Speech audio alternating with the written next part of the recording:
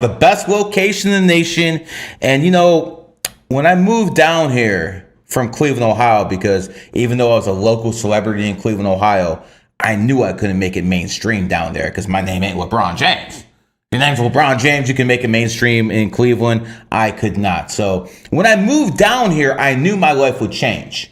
I knew I'd get 1 billion views, probably more by the end of the year, but I knew my life would change because, you know, Djehuty, I used to hang out with billionaires and politicians. I'd go out with these people. My kids play with their kids, go out to dinner. Here, I'm hanging out with degenerates and influencers. So the funny thing is, my friend, I'm making way more money. You said it. It's crazy. You go from hanging with billionaires in Ohio to hanging around with influencers and degenerates. And when I mean degenerates, I am talking about fucking generates. Okay? But yet you're making more money. That doesn't say anything about me. That says a lot about the fucking society we fucking live in. And by the way, we are in the free state of fucking Florida. And now the hell that I said that, let me introduce today's guest because, you know, most of the times I'm interviewing people in 2023 and it's basically off clout. All right. This ain't that. Okay. This is a straight up intellectual, someone who knows the law and holistic medicine the same way I know fucking numerology. Having said that, Djehuty, introduce yourself. Greetings of peace, everyone. Djehuty Maatra, lifemasteryforum.com, and various herbal businesses in the house. My man G-Man. My man is born in the year of the dog. He's a Taurus because he definitely reminds me he's a Taurus all the time. By his mannerizations, by the way he talks, by the way he thinks. But what you give me faith in, Djehuty, is, you know, I consider a lot of nine life paths pieces of garbage. You, my friend, you're the complete opposite. You are essentially what all 9 life paths think they are. You know what I'm saying? Because let's face it, I got an ego, you got an ego. Ain't nothing wrong with it, right? Nothing wrong with ego. But you know what? It comes down to this. Can you justify your ego? Yeah, okay? I've basically influenced millions upon millions of people to basically accept numerology. It's as close to being mainstream as it ever has been in any time in world history, at least modern day world history. So I am the god. I'm not Pythagoras, but I'm the godfather because most people learned it based off what I did. This man right here, the feds went after him. This man right here, who other people got shut down. Not him. He's still doing what he's doing. So, Djehuty, let's start like this. Yes, sir. Let's get into it.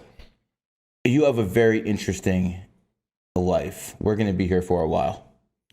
And I want you to start off by saying, how the fuck did you beat the feds?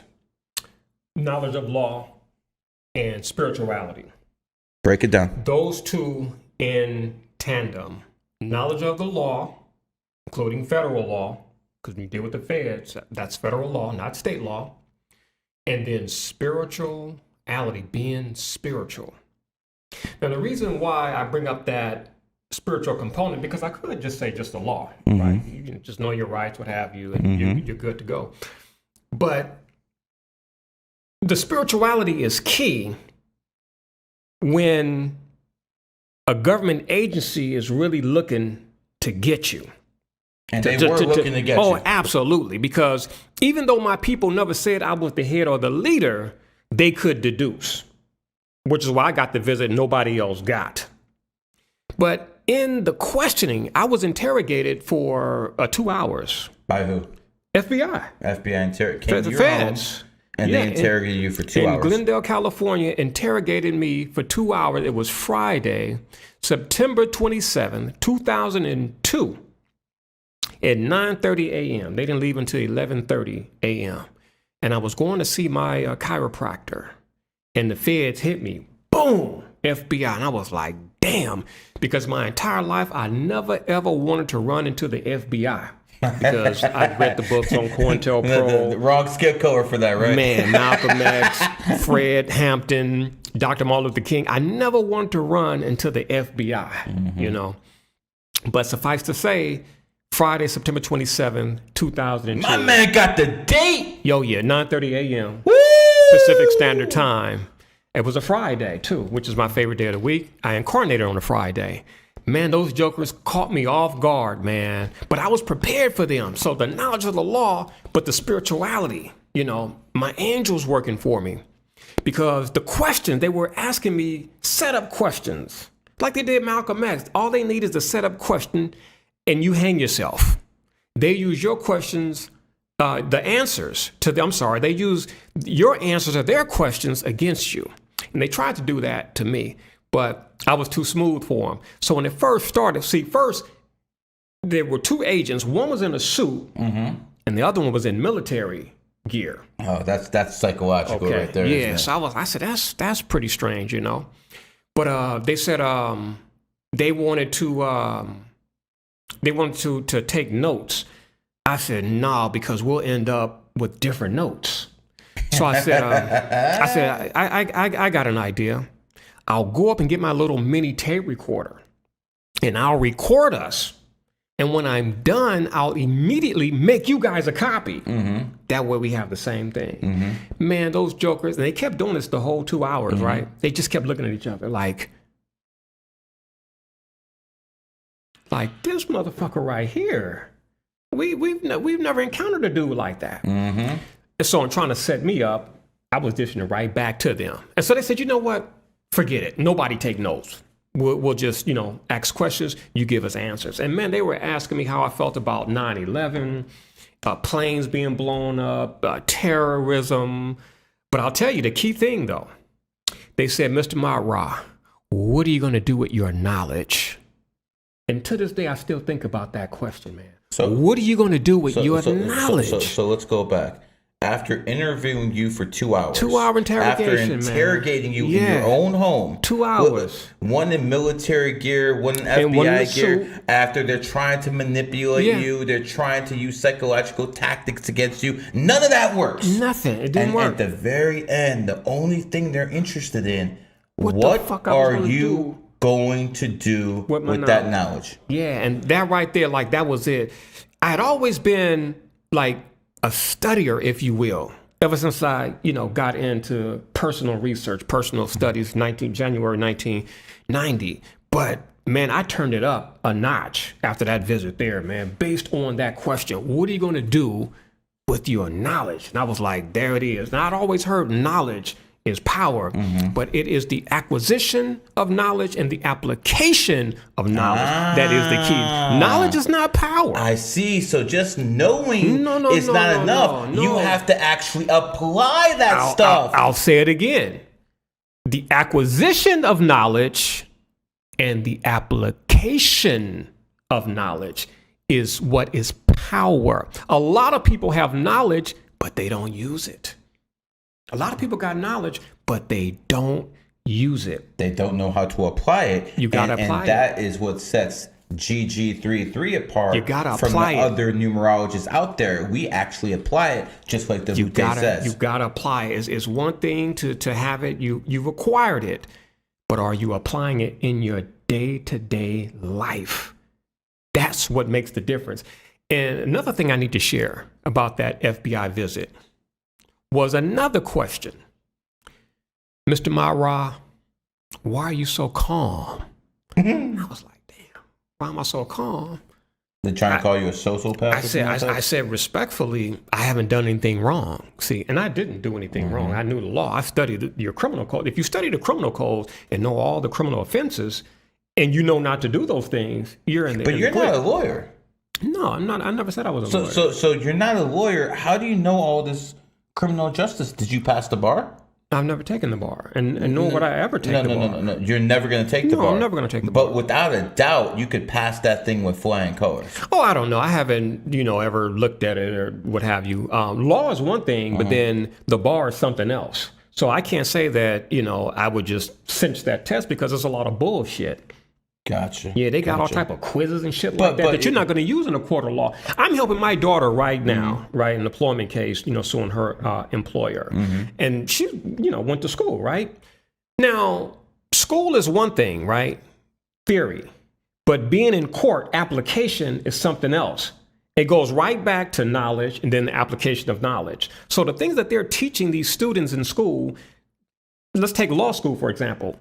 These people can't go to a court of law and defend themselves, let alone somebody else. Theory and application. See, so I've never dealt with their theories. I've only dealt with the application based upon my own independent studies. And an astro student of Bruce Lee, that's what sealed it for me. Meeting Bruce Lee several times in the astral realm and coming back to the 3D state with the answers, because there was a time I was blocked, like, damn, I can't get this thing, this civil, this criminal. And one visit, I came back and it just clicked. Civil, contract or obligation, criminal, injury to person and or property. I mean, it's that simple. It was simplified for me. How long did it take you to learn this stuff? Let's see, 2001. I would say about 2 years, man, because wait, you started studying this in 2001? I started studying law officially in 2001. The information came to me in 2000, but I wasn't ready for it. You know what's crazy? I wasn't ready for it. That's when I started studying numerology. Really? 2001. Oh, wow. I believe 2001 is when the age of Aquarius hit. So the people who were already spinning on that vibrational level, it hit them right away. These other plebs are just catching up now. Yeah. That makes sense. Because it came to me, I was like, man, get this stuff away from me, throwing it in the trash. I was an angry black man back then. I don't need no goddamn Constitution. I wipe my butt with it, man. And then it just clicked. I was like, damn, where's that Constitution at, man? I was looking for it, man. I called the Cato Institute and got another one. It actually came right on time, man. And that second time, it was a wrap. I was like Bruce Lee in a court of law, man. So it didn't matter what it was. I could master it, man. Have you ever lost a court case? Yeah, you lose court cases. I've done a lot of court cases for like a lot of people, and I've done them for myself. What about the ones where they're going after you? Oh, no, I'm here. I won all those. That's all the ones that matter, brother. Well, just for the people watching, I don't want people to think that you just get in there and be 100, because law is like Las Vegas. It's like boxing. You know how Marvin Hagler said the refs robbed him against Sugar Ray Leonard? That's court, bro. I mean, I've lost cases that I knew I won. See, it was, well, you trying to do this sovereignty stuff, you're pro-per, whatever, we're going to teach you a lesson. It wasn't even about justice. We're going to teach you a lesson. So, in all due honesty, I lost cases that I should have won, but it was political. Of course. It was political, so even with that. The feds have a 96% conviction rate. That's really across the board. 6% The states, too. You beat them. Absolutely. Number one, the righteousness, man. Living righteous, knowing the laws. You see, man, I should be an avid LA Lakers fan, right? But then it clicked, like that scene in the movie Bronx Tale with Robert De Niro. Yeah. He was like, what are the Yankees doing for you? Yeah. It was the same thing, like, that for me with the Lakers, man. What is James Worthy doing for me? What is Magic Johnson doing for me? What is Kareem Abdul-Jabbar doing for me? What have they ever done for me? Nothing. And so it clicked, man. So in 1990, man, I started hitting the books like crazy, man.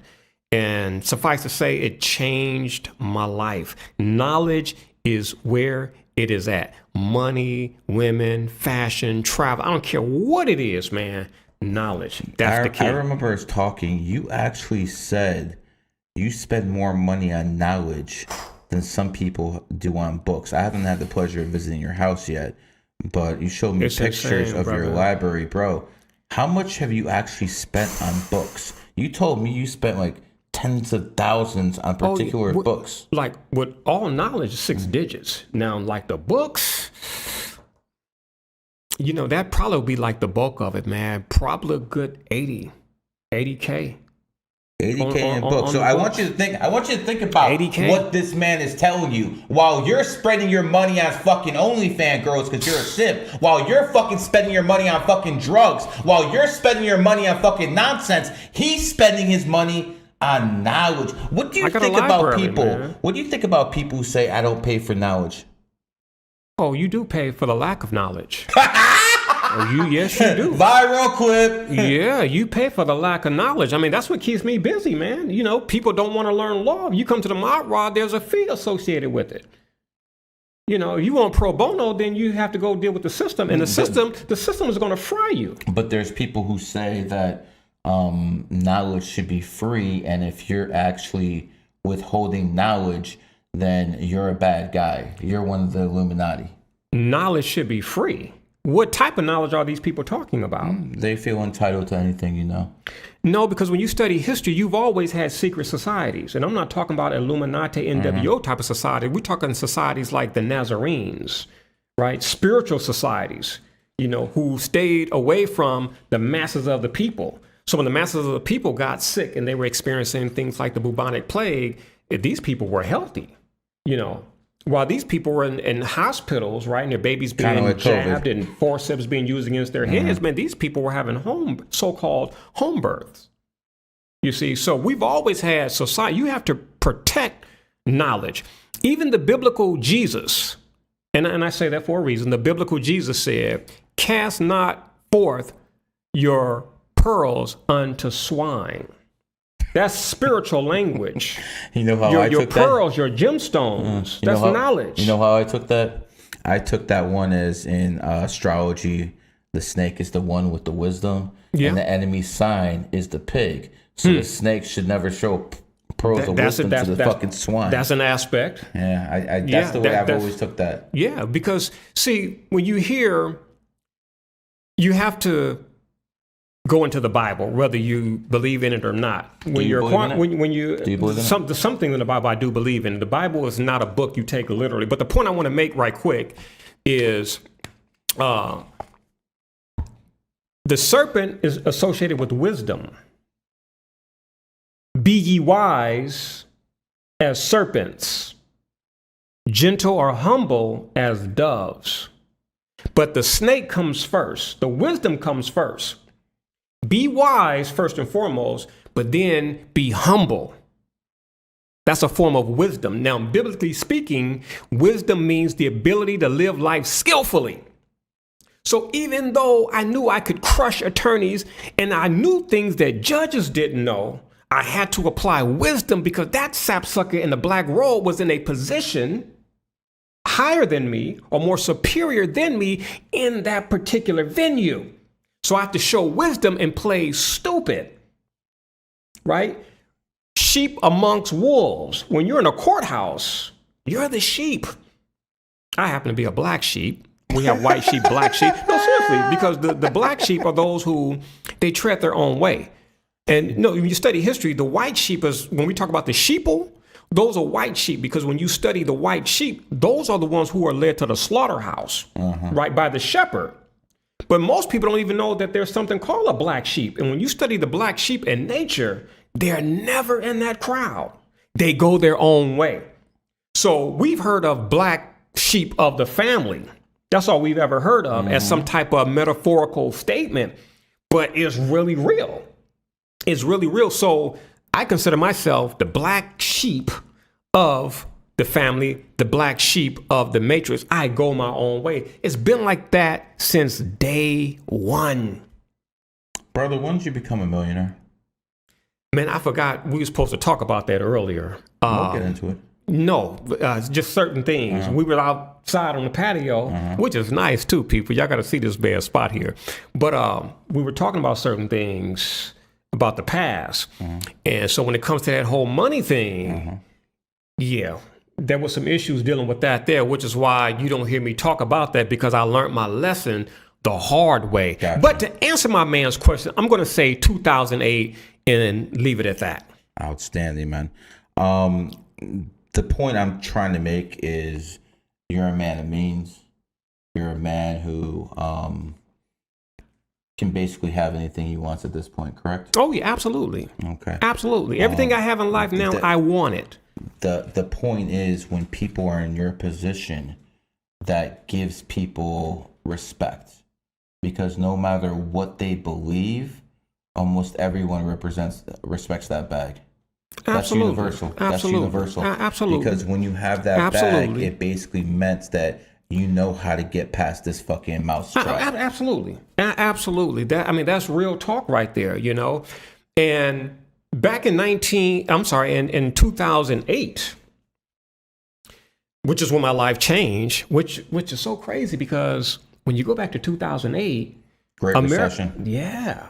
I had always read about, certain men making their bag, during recessions and depressions. People were catching hell. I'm like, man, how does that happen? Read it, heard it. I'm like, it doesn't make, any sense to me. And then it happened to me in 2008. I was like, wow. Got that phone call like, yo, man, check the account, check your documents, what have you. And I'm like, wow, it just like came out of the blue. But let me say this. Did you feel like you finally made it? I'm going to be honest with you. Spiritually, I did, because I was just doing me, which was formulating the herbs, dropping knowledge, helping people. Like I have what we call the psychic income, the psychic bag, the joy, the elation, the happiness, and all of those things that came from me being free, first and foremost. I was free. I wasn't working a 9 to 5. I wasn't W-4 anymore. So I was free to do me. So I was on top of the world. So this is why the scripture says, seek ye first the kingdom of God, which most people don't know what that is and where it's located. But seek ye first the kingdom of God, and all things, I include the matrix, all things of the matrix shall be added unto you. I didn't have to go get these things. They came to me. And that came, you manifested them. Absolutely, following my heart, which is the kingdom of God. That's what's in here. For me, the kingdom of God is incidental to the individual. It's different. It's not a singular place. It differs person to person. So the kingdom of God for me is what I believed in, is what gave me joy, and what has led to my manifestation. What do you say to people who say you're full of shit, manifestation ain't real, you just outworked everybody else? What I would simply say that your perception of me is not my reality, and I leave it at that. What if they say your perception isn't reality either? You can't speak for me. You're not my representation. You're not my representative. I've never hired anybody to represent me. So you can't speak for me, right? What does your representative do for you? They speak on your behalf, right? Mm-hmm. I don't have any representatives. So nobody can speak on my behalf. Your opinion of me is not my reality. Your perception of me is not my reality. So if a lot of people have the same perception, isn't perception then reality? For those people, yes, it is. I create my reality from my thoughts. See, nobody controls my thoughts. People don't give me my thoughts. I'm in control of my thoughts. The only thing that I can get from people are the building blocks in which to form my own thoughts. You say you control your thoughts. Was there a time you believe you did not control your thoughts? Of course I did. I grew up in the Matrix. As a young boy, a teenager. Maybe my first year of my 20s, for a few months, because in all due honesty, my life took off in 1990. I was 20. So you were born in the year of the dog. Your life took off in the year of the horse. In 1990. Yeah, my life took off in 1990, man. 1990. I made up my mind to make that sacrifice. While all my homeboys, my cousins, relatives, they decided to party and smoke weed and just do ghetto street shit. I made up my mind to study the books, to hit the books. I said, I'm going to sacrifice my 20s so I can have the rest of my life to live on my terms, man. And people ask me all the time, hell no, I don't regret it. And people ask me all the time, how come I'm not in communication with my family members? Why would I be? If I did something different, I'm the only one who did something different, got a different outcome that they want, but I did the work. Uh-huh. Why would I hang around them? All they're going to do is ask me for money. Like I'm Djehuty Rockefeller, Djehuty Rothschild. Hey, cousin, hey, can you loan me this? Can you loan me this? What do you mean loan? I'm not getting that money back. So because I don't even want to be in a position to say no, I don't go around certain people. And that includes family members. I talk to you more than I talk to any blood relative outside of my immediate family that I made. Aunts, uncles, grandparents, I don't talk to any of them. Brother, I'm going to say this, I want everyone listening. There are 3 people I talk to for a long time on the phone or at dinner consistently. Not like once or twice, but consistently. One of them is worth about $11 billion. One of them is Roger, my top student, who's a master 33 in his own right. And you're the other one, brother. Oh, wow. That's it. Wow. That's it. Man, I can relate. Very few people can teach me anything fucking useful in this world. Yeah. That's the fucking problem. Yeah. All you guys have had fucking mentors. You've had mentors. I don't have any fucking mentor. Right. I didn't know what the fuck I was doing. Right. And people want to question if I'm a 33. How the fuck did I do all this? How am I the guy who made all this shit viral? If I'm not a 33, how the fuck I pull that off? That's what people need to stop getting their heads out their asses. Okay? Here's the bottom line. This man wanted it. He wanted it fucking bad. He wanted it bad. And you went through a lot of different... I went through, man. You went through a lot of different phases in your life, brother. A lot, brother. A lot. The average person would not be sitting here, bro. And the last ultimate trial was a 4.5-year divorce. Most dudes that would have been in my place, in my shoes, would not be sitting here right now. They wouldn't be sitting here. They'd be homeless, in jail, or in the cemetery. If they were in my case, the divorce I went through. Where did you grow up? I grew up in South Central Los Angeles. Watts and Compton. How are you, and I'm assuming you grew up below middle class? Oh, man, we were upper, lower class. Upper, man. lower class? Okay. Yeah, probably middle, lower class. Okay, we were most definitely South lower Central class. And lower class? I grew up in South Central Los Angeles, Watts, and Compton. Paternal grandmother in Watts, maternal grandmother in Compton. Poor area, right? Oh, yeah, the hood. Okay, okay. Yeah, low income. How is it that you, a black man who grew up in South Central, actually made something of himself? I mean, I've never talked to you and you say, "Oh, I'm a victim." I never talked to you and heard, "Yo, you fucking white devil, where are my reparations?" I never heard that shit from you. So why is it that you, a man who doesn't believe in that nonsense, has a bag, but yet the people who fucking say white devil this, white devil that, they're fucking the bottom society, fucking broke as hell? You have to take accountability for yourself first and foremost. See, if you link into, say, black consciousness, black power, what have you, that's external. So even though you may be a member of the race, that ideology is external to yourself, you see. And so when you attach yourself to that, you are attaching yourself to everything that makes up that ideology. And a lot of that is being poor, being broke, being robbed, being done wrong, or what have you. And you're stuck there. See, I study history. So it's one thing to study history and you study the Armenian genocide, or you study, what took place in Namibia and all of these things here. It's not to deny that. But when you stay stuck into something, I'm not saying slavery didn't happen. I'm not saying all these things recorded in history didn't happen. But if you stay stuck in that, there is no growth or movement. Now, before I got to where I am right now, I was into all of those things, man. The Black Power, Nation of Islam, all of that, and learned many great things. And to this day, I'm still grateful for all the good that I learned. But because I have what they call a voracious appetite for knowledge, and you keep on studying, man, you actually get to levels that are above the ideologies, especially the levels that certain people will want to have you on. You go higher.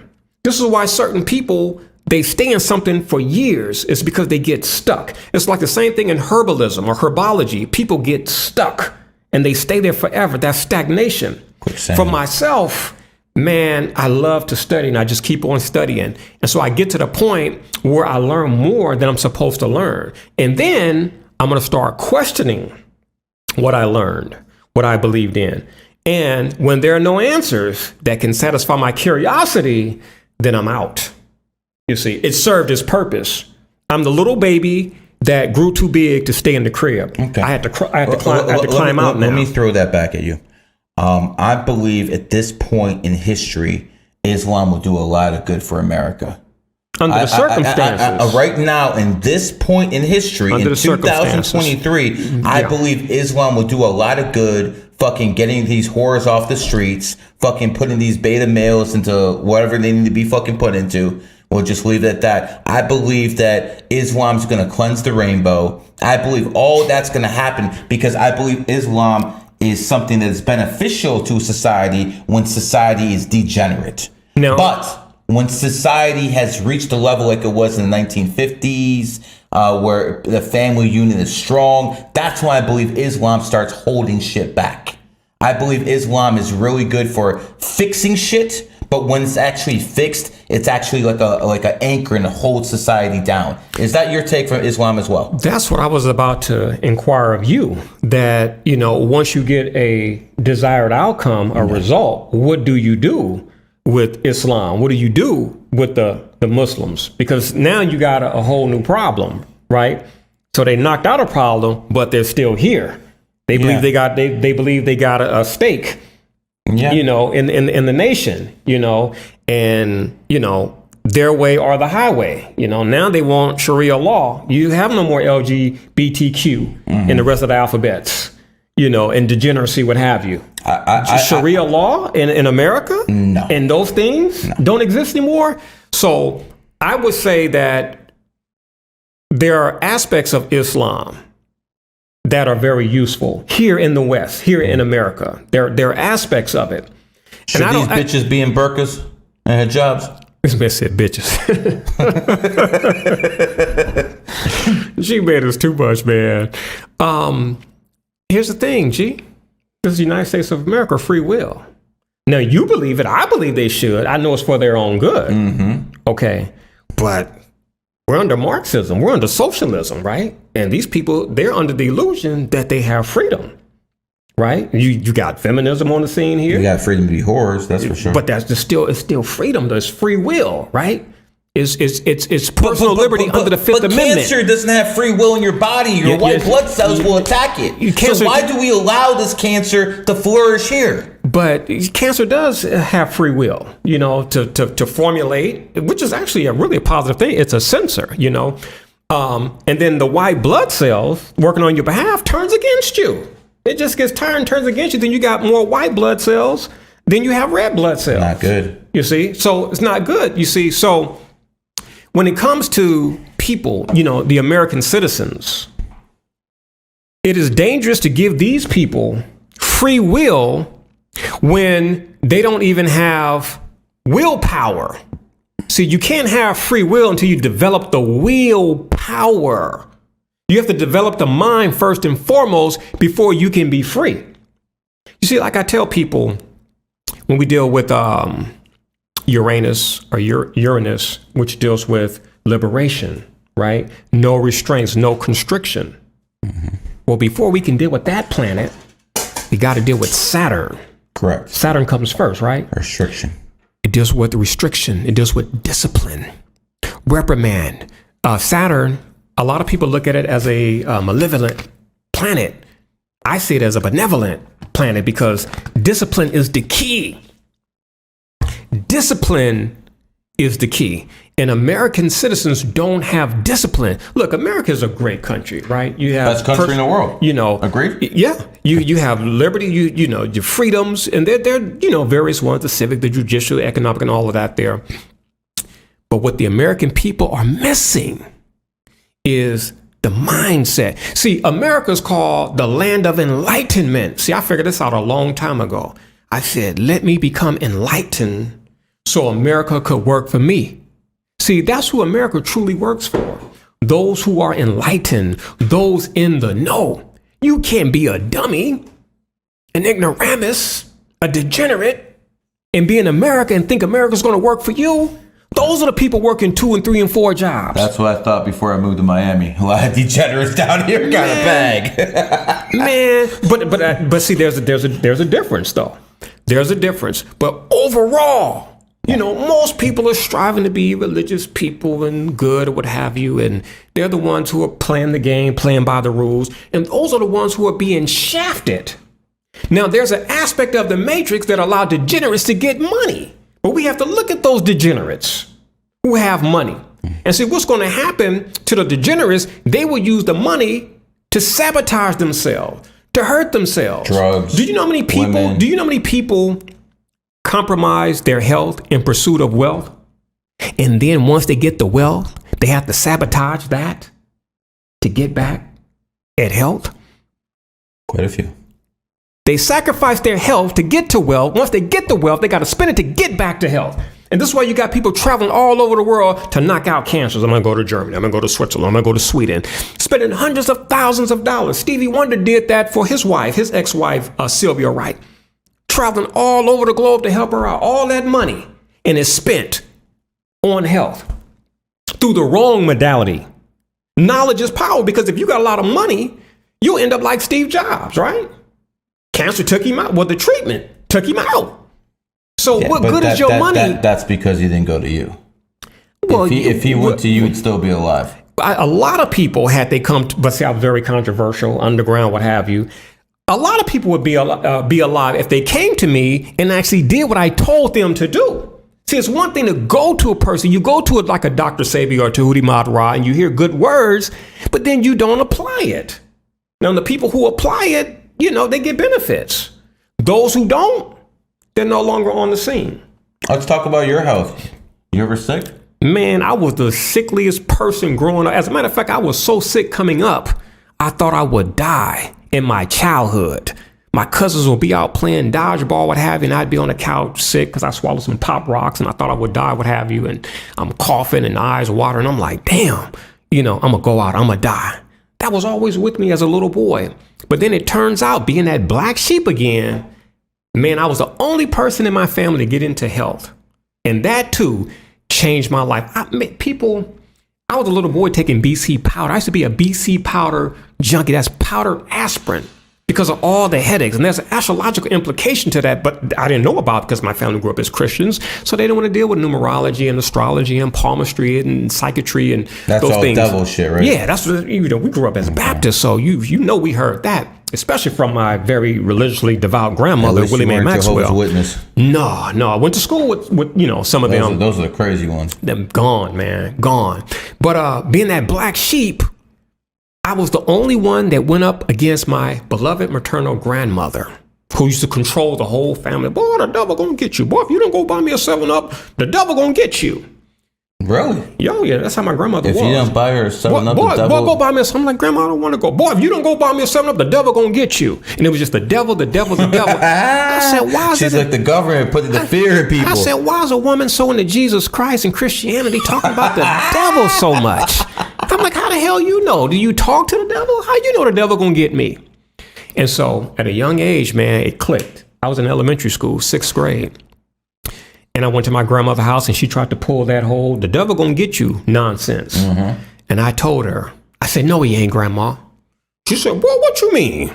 I said, the devil's not gonna get me. She said, boy, how you know? I said, because I'm friends with the devil. Her power was gone just like that. Boy, Bonnie, you got your hands full with this one right here. I was free that day. It could no longer work on Djehuty Madra as a little boy. How old were you? I was 12. I was 6th grade, so I was 12. I was 11 or 12. So you knew that program was bullshit, 12 years old. While these people are 20, 30, 40, 50, even 60 years old watching, and they still believe the Matrix programming. Oh, of course you got they do. out of it at 12 years old. So let's see. You got out of the programming in your dog year, and you are a dog. What do you know? Man, I'm telling you, man, like it's mathematical. Like it adds up. It makes sense. Yes. I look back at my life and it adds up. It makes sense. And that's why I feel the way that I feel right now in this moment. When we were in Las Vegas and you were like, hey, man, what do you want to do? I said, man, let's walk. Remember that? Straight up. I told this man, listen, you're in Vegas. Anything you want to do on me. You want to go to a 5-star restaurant. You want to go anywhere. Let's go. This man said, let's go for a walk. I said, let's walk, G. Let's bask. I said, let's bask in this moment. Why? Because we are free. What was going on that day? What was going downstairs? There was a lot of people. What was going on? Some convention. It was a convention. And I said, Gary, we used to be those people. Remember I said that? Yes, I said, that used to be us. We used to be those plebs. That used to be us. I said, brother, we're free. We don't have to do anything. Let's just bask in the moment, we man. don't have to do this. We don't have to do this. We do this because we choose to do this. No one's putting a gun in anyone's head. Absolutely. No one, because this is actually what free will is. This is actually what free will is. We choose to do this with our free time. My man chose to come out all the way from fucking California, do a podcast to educate you, and some of you fucking morons are just gonna dismiss this shit. So that's the problem. You have people out here who are trying to help you. We're trying to give you that life raft, and you don't care. As a matter of fact, you trying to throw that right back. They're not even gonna swim. They're gonna try to throw that shit back. But that's how much pride they have. But it's okay. Their time is coming. It never fails. Oh, their time is coming. You know why? Time is coming. Because that shit got activated today. What is today? Today is all October 4th, 2023, when the government started doing those 5G tests with the satellite. Oh, yeah. You know what? I'm not a psychic. People think I'm a psychic, but I'm not a psychic. But I got a prediction for you, Djehuty, and I think you're going to back me on this. I'm thinking there's a lot of access deaths coming real soon. Absolutely. An activation took place today. And you know what? It's not my problem because I'm smart enough not to get vaccinated. Oh, you didn't get vaccinated? Hell no. But the government said get vaccinated. You don't trust the government? But no, I do trust the government because the government told me in Title 42, United States Code, Section 300 AA-22B1, that all have unavoidable adverse effects. That's what the government tells you. 42 USC 300 AA-22B1. All have unavoidable adverse effects. You can't escape from them. And so they got immunity. Oh. The vaccine companies, they got immunity for all this shit. Yeah, but what the government is telling you, hey, listen, these things called vaccines, they're going to fuck you up. Okay? There's nothing we can do about it. Okay? And we're reciting what the vaccine companies, the manufacturers have said. Like Robert Kennedy Jr. said, the vaccine companies themselves have said, if we could make us safe, we would, but we can't. Do you understand? We can't. So the government in 42 USC 300 clearly states that these things have unavoidable adverse effects. Now, we don't know like which one, but there are plenty. And it's Russian roulette. If you get this shot, it's Russian roulette. So we're giving you the notice. And see, that's the thing about wickedness in the world. It gives you notice. They tell you. You can say, I didn't know, nobody told me. It's there. You go into a court of law and they'll tell you straight up, ignorance of the law is no excuse. People tell me that all the time. There's a lot of law. I can't remember all that. You remember these goddamn degenerate rap lyrics? You remember that shit? You remember them goddamn box scores, them sport box scores? How come you cannot remember a legal provision or a legal code or a statute? You don't want to. You don't want to apply your mind. You see? And so these are the people who end up as cannon fodder because they don't want to apply their mind, man. When we talked about the FBI, and I told you the two things, knowledge of the law and spirituality. We're not talking about the spirituality now. We're talking about the knowledge of the law. These people will tell you ignorance of the law is no excuse. G-Man, how many laws do you think are in existence in the United States? Millions. Man, there are 70 million statutes on the books. Now, guess what? According to the government, you and I, us, everybody, we have to know all 70 million statutes. These motherfuckers don't even know where they fucking take our tax dollars. And they want you to fucking know that shit. 70 million fucking... Look, I'm in Florida, right? And if anything jump off criminally, the state of Florida is going to presume that I know the law. And if I don't, they're going to tell me ignorance of Florida law is no excuse. We don't give a damn that you just got in last night. You got to know this damn law.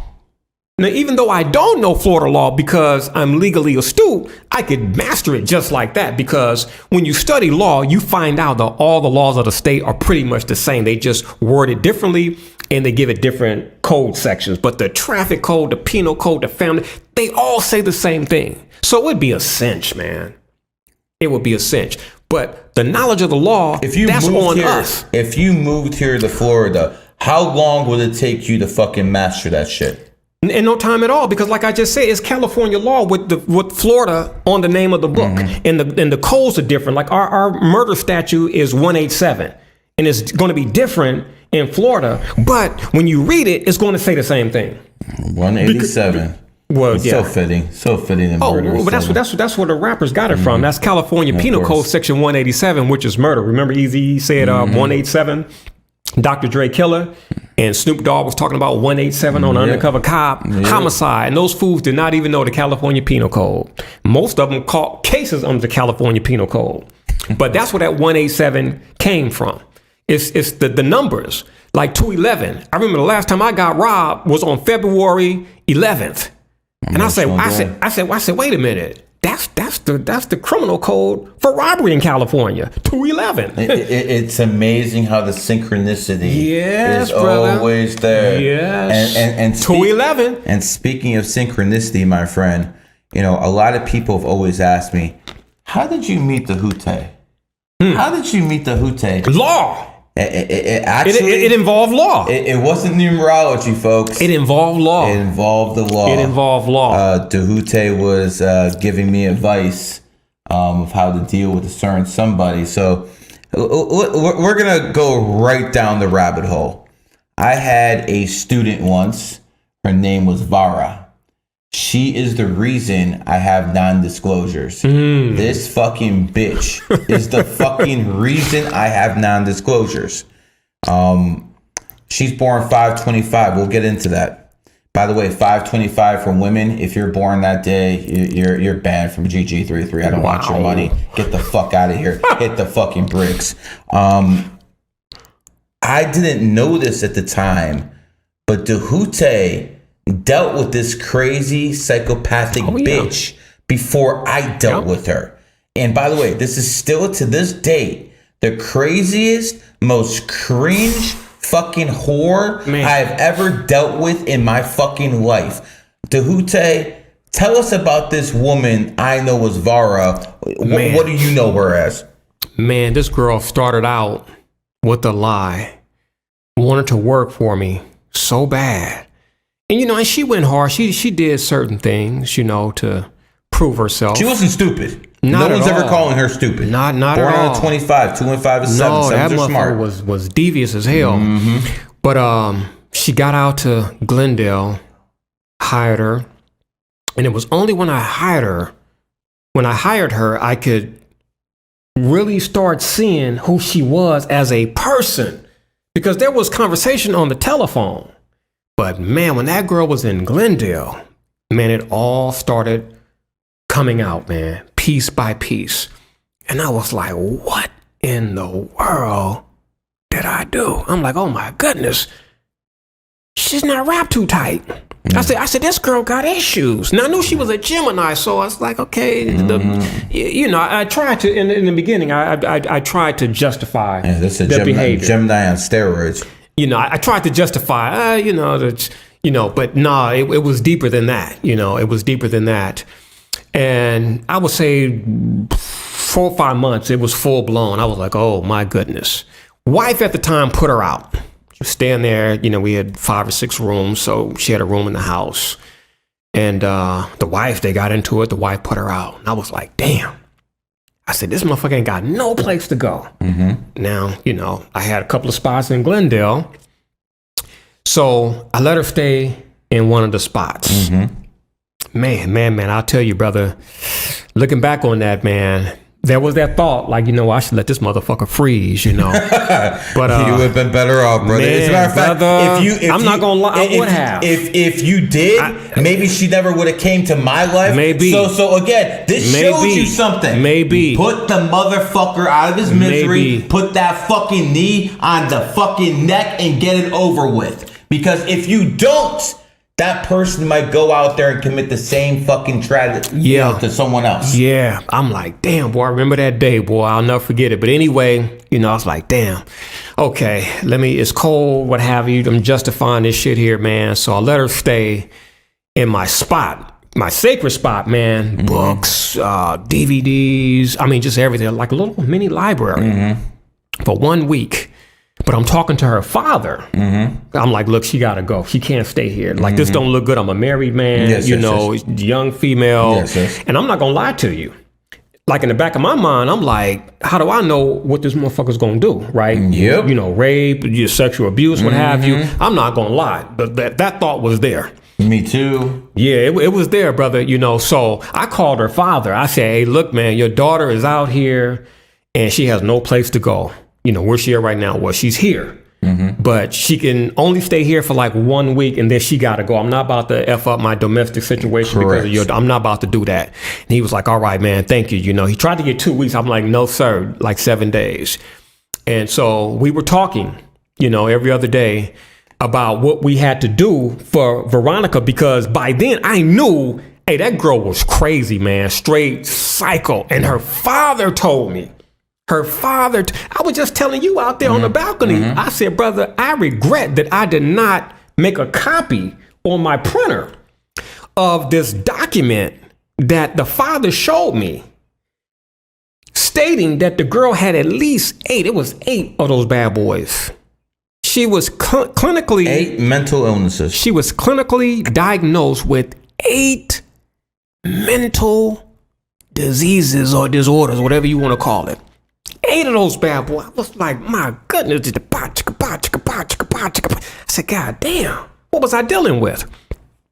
And so our last resort was going to be, because she was crazy and the father knew it, we would have to call the police and they would take her to like a psych ward. And as I'm listening to this, I'm like, man, I've really done it to myself this time, man. You being nice, not vetting people, giving people the benefit of the doubt. I wasn't doing the aura photography and the astrology. And I'm not going to lie to you. Back then, I didn't do my due diligence. See, that's why you got the non-disclosure right now, you see? So if I was still doing things I was doing 10 years ago, it'd be the same way because of this person. And man, when that girl left, man, I had a conversation with the angels, man. I was so grateful. I said I would never, ever do that again, man, because that was very, very risky. I know people who got hemmed up dealing with that girl who called criminal cases. As a matter of fact, when we met, your case was criminal. She tried. You see, she failed. I didn't have a case. This fucking bitch who I fucking threw out fucking started a criminal fucking case on me. I had to go to fucking Massachusetts. That's how we met. Yeah, that's how we met. That's how Gary and I hooked up. I had to go to fucking Massachusetts. I'm talking to my man over here on the phone. He didn't know me by Gary's numbers guy back then. No, I didn't know anything, We're just talking man. about this fucking bitch. And I knew her, so. Let me ask you this, Djehuty. How much of the fact that this bitch was fucked up in the head do you attribute to the fact that her mother was a whore? Oh, the father told, look, man, okay, the people don't know who she is. You calling her Vari. Look, the father told me that the mother was crazy than a motherfucker and was a whore, was promiscuous. She was basically a prostitute. She was a prostitute. He told me, and I said, dude, you're supposed to be a member of the Black Panther Party. I said, why'd you do it? He said, man, I just wanted a freaky good time. That's what he told me. So I said, why did you drop seed in her? He dropped seed in her 2 times. I said, why'd you do that? And he was like, you got me, man. He told me, he's like, you got me. He said, I shouldn't have done it. He said, because VZ's mother was crazy than a motherfucker. I will never forget that dude's word, man. The mother was crazy. The mother was a whore. Men, remember, it's not worth it. No, it's not. It's just not worth it. That night stand, that 5, 10, 15, hell, 30 minutes if you're a G. It's not worth it, because if you fuck around with these whores, this is the end result. You have crazy ass people who come into this world, because don't let anyone tell you. Don't let anyone fucking tell you that if a fucking woman is not a fucking whore, if she's not fucking getting ran into, don't let anyone tell you that doesn't affect the kids. It does. Yeah. With fucking health, with mental health, with physical health. A lot of times these women talk about, yo, my kid's autistic. Yo, my kid is this. Yo, my kid is that. I'm thinking back in mind, you should have kept your fucking legs closed. Absolutely. Absolutely. I don't care what nobody say. It is definitive. Look, I don't advocate masturbation, but if you're dealing with what do you call her? We call her VZ. You call Vari. Avara. Man, let me tell you the something. split personality. They have so many fucking different names. You're going to come out better doing shit, plug tuning a goddamn cantaloupe than messing around with something like that, because you will regret it. Like I told you out there, brother, on the patio, I know of 2 dudes who caught criminal cases. Now, I don't know if those dudes are still serving time or what, but when it was going down, it was criminal. And these brothers were young and they caught cases. This girl just throw cases like it ain't nothing. And people's lives are on the line, man. It's a joke to her. It's a joke to her. For you, I believe going to Massachusetts, you missed your child's first birthday. I missed one of my kids. Yeah. Birthdays. I think you had when you were in Massachusetts. Yeah. I missed one of my kids' birthdays. I remember that because of that shit. I had to go to Massachusetts Yeah. because this fucking whore made up some charges, and I'm sitting there in front of the judge. She doesn't even fucking show up. And I'm like, Judge, is there any accountability for this woman? Because she dragged me all the way out here. I missed my kid's freaking birthday. And there's no accountability to these bitches. There's absolutely none. And this is the whole point. Men, we hold all the power. We honestly hold all the power. How do you know this? Because when any country is occupied, it's 8 to 80. It's 8 to 80. Most people look it up what 8 to 80 means on the internet. 8 to 80 meant when those Russian soldiers were going into defeated Nazi Germany, 8 to 80. Yeah. As young as an 8-year-old up to girl 80. to an 80-year-old woman. Yeah. Women only have rights as long as men provide them. Now, didn't you have to fly out there? Yes. Didn't you have to get a rental car? Didn't you have to stay in a hotel? Yes. Didn't you have to buy yourself food? Yep. And I had to smoke some garbage weed too. All that shit, money. But my point is, it was insult to injury. The man missed out on a child's birthday, then have to come out of his pipe. Wasn't no thing, but it's the principle, people. It's just you got snaps. I don't want to go to fucking Massachusetts. It's a principle type of thing, It's like going to court when you don't want to go to court. Like, it doesn't feel good, So you got these false charges, man. Money that could have been spent on your child or your wife or what have you. Definitely would have been spent that day. And so you have a system that allows what we are talking about today, and it's on purpose. That could take us into the field of family law. I just told you a few minutes ago about a 4.5-year divorce, and it was so much shit I went through because that system allowed a woman. That's why I said earlier, man, any other dude wouldn't be here, man, because my ex, she was good. I'm dealing with a brother right now. His ex is good. Man, the stuff that, man, I was hit with everything, man. Every single, man, when you live your life consciously and righteous, and you start hearing these things that you've only read about or saw in movies, and rape and child molestation and domestic violence, what is this here? Like, it really does something to you mentally. That's why a lot of dudes be messed up, man. They can't handle like divorce because the false charges, and then for a lot of them, they don't have the money to fight. And then if they have an attorney, the attorney is not 100% because it's a fraternity. They're working with the other lawyers and the judge as well too. It's a system. They don't care about you. If you think they do, read the book called The Respondent. And I think his name is Dale Ross or Dale Ellis. Read The Respondent. That book came out a few years ago. This dude was in Hollywood, big house, money. I mean, the number his wife and the mother-in-law did on him was something else. Almost drove this dude to commit suicide. Jump off a damn freeway in Los Angeles.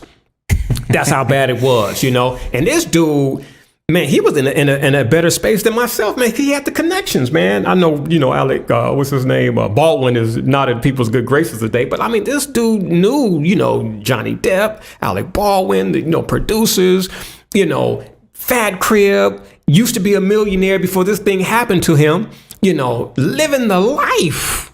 And it was all snatched from him. Now, this took place before my divorce. I didn't come up in life until like 2008. Well, in early 2000s, he was balling. Yeah, he was balling when I was just figuring things out. In struggle mode days, And it's like, I look at myself where I am today compared to that dude, and I'm like, damn, I came out better than that dude. Why? The knowledge. I did my own case. I was pro per. That dude had an attorney and he got screwed. The biggest mistake you can make is thinking that an attorney is always going to bail you out or help you. He's spitting game. That's the biggest mistake that you can make. You know, when people ask me, why am I not afraid of going up against attorneys? It's because it boils down to the law. In my divorce, I had to tell the guardian ad litem, and yes, we had a guardian ad litem. My shit, it was just so foul. They ended up throwing in an attorney for my sons. But like I told that dude, his name was Jacobson. I said, sir, it's not about the judge. It's about the law. Mr. Mara, you might want to just, kind of smile and suck it up and do this because she has a lot of power and there's things she can do. I was like, no, she can't. And he looked at me. I said, she's not the law. She's a judge. She interprets the law. I am Ma'at Ra. Ma'at means law. I said, that woman is not the law. She is the interpreter of the law. And then I started hitting him with certain things. I said, and if she don't do that, I'm going to recuse her behind pursuant to CCP, which is California Code of Civil Procedure, Section 170.6. Her ass is gone. And I said, if she wants to try to hardball me, when I hit that CCP 170.6 on her behind, then I'm going to hit her behind with California Code of Civil Procedure, Section 184, 1084, and 1085. And that's the writ of mandamus and the writ of prohibition. That will be her ass because that'll go to the appellate court. And then also quoted, in California, we don't have the canon, we have the Code of Judicial Ethics. I said, I'm gonna hit her ass with 3B2 of the California Code of Judicial Ethics. Man, it was just a list of things, man, that I spat. Let the painter paint. I always say that saying, let the painter paint. This man is showing you he's got that shit to memorize. I'm like, dude, I'm like CCP section 170.6, man. I'm like CCP 1084, 1085. I'm going down the list like this is real stuff. It's there. And in the language, it says shall. I'm like, sir, with all due respect, shall is mandatory. May is permissive. In law, may is permissive. You may file such and such. Shall is mandatory. You shall file it. I'm like, sir, it says shall, and it's applicable to her as a judge because if she doesn't do her job, then I can go above her to the California Court of Appeals and get them to checkmate her for being errant. And I did file a CCP section 170.6 and I recused. I lost a whole damn year. She was a female too. Female judge lost a whole year dealing with a judge who tried to adjudicate on emotion rather than logic and law. Typical, a woman, shocking. A woman, it was 110% emotional. Now the dude Jacobson, that was her friend. They knew each other back in New York in the Bronx. So he's like, Mr. Mott Rod, you're from South Central Los Angeles. She's from the Bronx. And so we got this little battle thing here. I'm like, dude, it ain't no damn battle. This is law. But he gave me the heads up. He was like, it's we got this little personal thing going on here. They don't want to fuck with you. I said, dude, she's biased against me. Oh, Mr. Mara, I don't know. You guys just got this thing, Bronx, South Central Los Angeles. He came to court. We went to the men's restroom. There was a break. We went to the men's restroom. Right by each other, right? We're micturating or urinating. And he says, he's just like this. He's like, Mr. Matra. I'm like, yeah. You're right. She's biased against you. Now, this was her friend of 30 freaking years, man. And he told me that in the John. You're right. This woman, my friend that I've known for 30-something years, she's biased against your interests. And that's all I needed to hear. I was like, you know what? She's gone. And she was biased against my interests when I was pursuing contempt of court against my ex for 16 separate cases of violating the court order dealing with quote unquote child visitation. Now, you don't visit your children, you spend time with them, but that's, legal terminology. You don't visit She was trying to ring you up. Absolutely. You visit people in jail, in the hospital. You don't visit your offspring. But we could deal with that, another time. But this woman was trying to help out the ex-wife, a female judge, ex is female. I said, ain't that a bitch? Mm-hmm. And the guardian ad litem told me, Mr. Mara, you are right. And I 86'd her behind. And you won. And absolutely. And look, the day I got rid of her was in December. The woman came on the scene in January because they don't let you have the same attorney in divorce court. You get about 4, 5, 6, 7, 8 different attorneys. Mm-hmm. So it's like starting the case over again because they're new. They don't know anything. Well, anyway, in December, I got rid of that woman in December, and we're in court on a Friday. And it was her attorney, the ex-wife, her attorney, and myself. Man, we were the last two people in the courtroom. And so the attorney said, Your Honor, what's up, the Mara case? I mean, this woman turns around, like, rolls her eyes, and she's like, oh, I recuse myself pursuant to Mr. Matra's recusal. Hurt her. It fucked her up that real must bad. have hurt her. She rolled her eyes. She was losing sleep at night. She I recuse myself. Wanted to ring you up. But she was waiting to ring you up all those months. She thought she could. She thought she could. Of course. But let me tell you, I gotta say this. When it first started, it started on the wrong foot because she thought I was the typical pro-per litigant. And the first thing out of her mouth when we first met, which she was not supposed to do, she says, Mr. Matra, let me tell you, be very careful of what you tweet on social media. And so I stood up. I was like, whoa, hold on, Your Honor. Whoa, what's up? What happened to due process of law? You do know that the California Court of Appeals said that due process of law guarantees a fair tribunal and a fair judge. You are accusing me of doing something and you have no proof. You have jumped over the threshold of the California Code of Evidence or the Evidence Code. And she's done. You just can't say shit like that. Look, we have something called best defense. We have something called second defense. We have something called the hearsay rule. We have opinion. We have authenticity. You have to authenticate a document being real. We got all of these thresholds that you have to get over in order to introduce evidence. So how the hell are you going to take something from the opposition, who's a female, and run with it like I did it?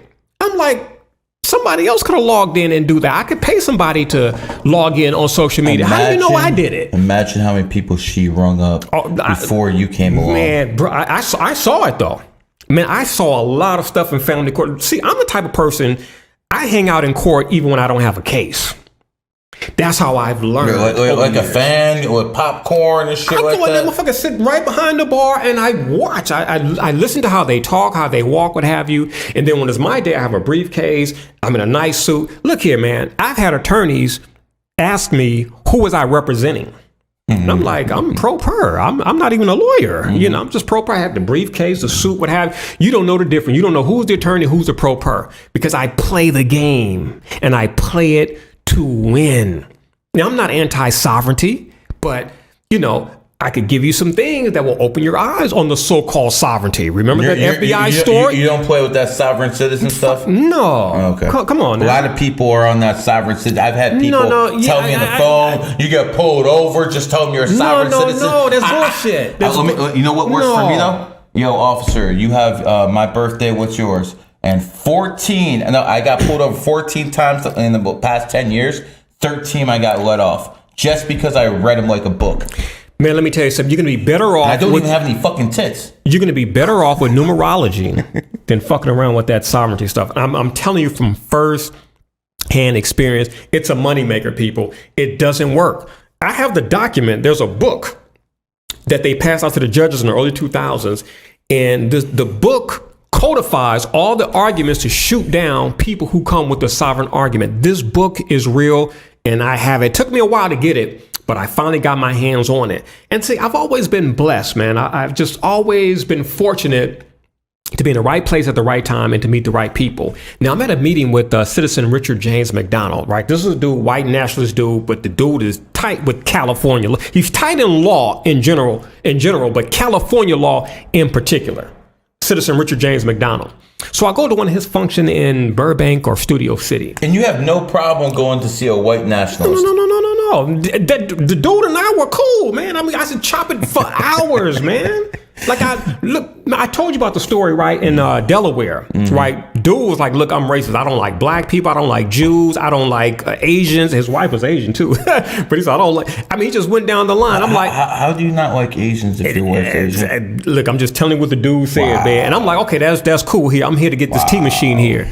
Man, that dude did not let me leave until like 5:00 p.m., man. I got this here. I'm buying some land here. Would you like to come on board? And I was like, damn, the dude started saying he didn't like black people, he didn't like this and that. I'm like, all right, cool. Let me he was okay with black people. It's the ends he didn't like. Yeah, but I found that I'm like, you know what? It's the intelligence, and he ended up telling me that. He's like, you're different, But I have no problem learning from anybody. I'll sit down with the goddamn devil if it's about some damn knowledge. That's why I study pornology. I study evil. Lucifer, evening star, you'll fucking take advice from him? Yeah, I listen to anybody that's going to give me some knowledge that I can use in this goddamn matrix to benefit Djehuty Ma'adra for purposes of light and for purposes of righteousness.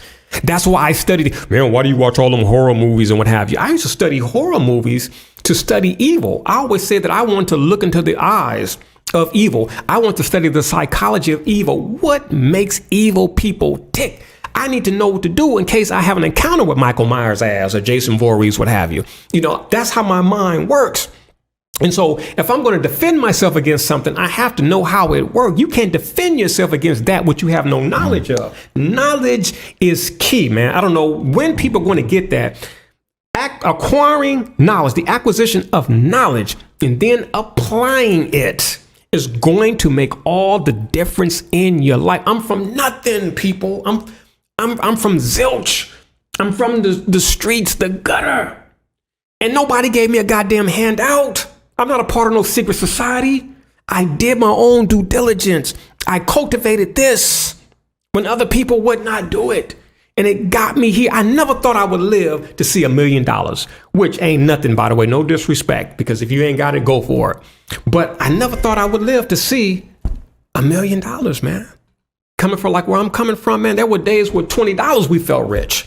$20 made you rich. $20 for the whole family. For the whole family. I remember one day my auntie loaned us $20. My little brother lost the money, and we were all just dejected, man. I mean, just $20, huh? We had some. I'm talking about lights turned off, the water turned off. Like, we had hard times, man. Subscription television, $20. Pops couldn't even pay the subscription television bill. So you turn it on, it's got a little line. You can't even see the movie, man. And so you go to channel 52 and see if you can watch it. I mean, just hard freaking times, man. You open up the cupboards, man, nothing but oxygen.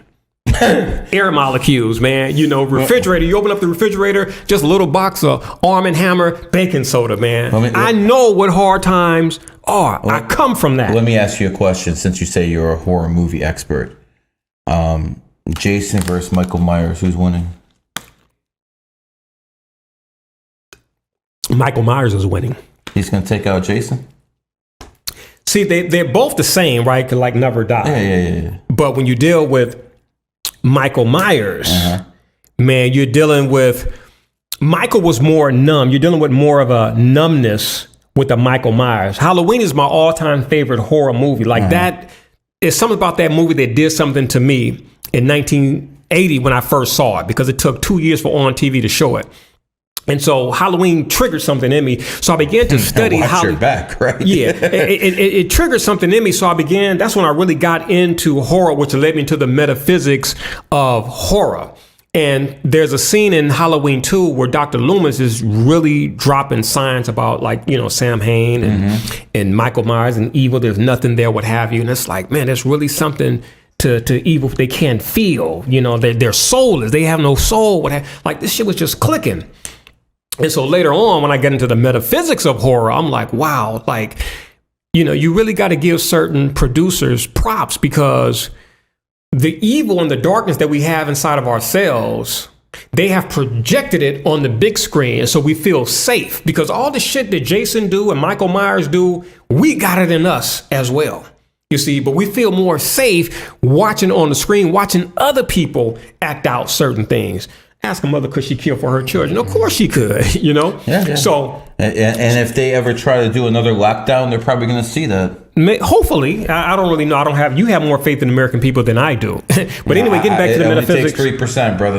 Only takes 3%. That's what happened with the American Revolution, Only takes 3%. But the American Revolution, they didn't have social media, they didn't have the drugs, and it would be really interesting to see. But that is true. 4% of the American citizens during that time fought. 4%. and came up with the nation just 4%. And when I learned that, was, I was like, damn, that's pretty profound. Like, damn, I thought it was like at least half the population. It was only 4%. The only difference now is only 4%. The government has F-15s.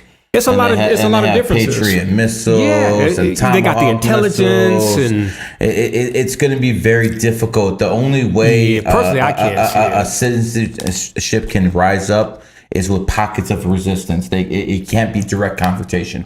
But has to be pockets of resistance. Before you had the American Revolution, you had Thomas Paine first and foremost.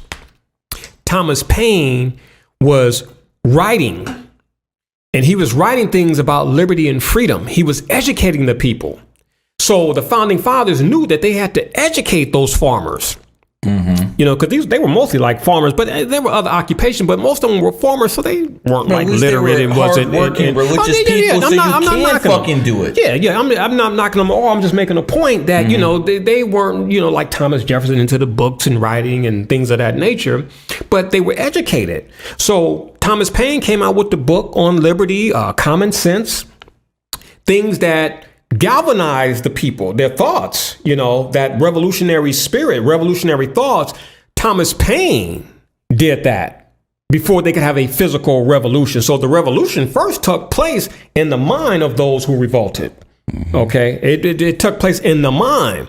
So that's why I say today, personally, like, I am unable to see it right now based upon the patterns. And I go way back.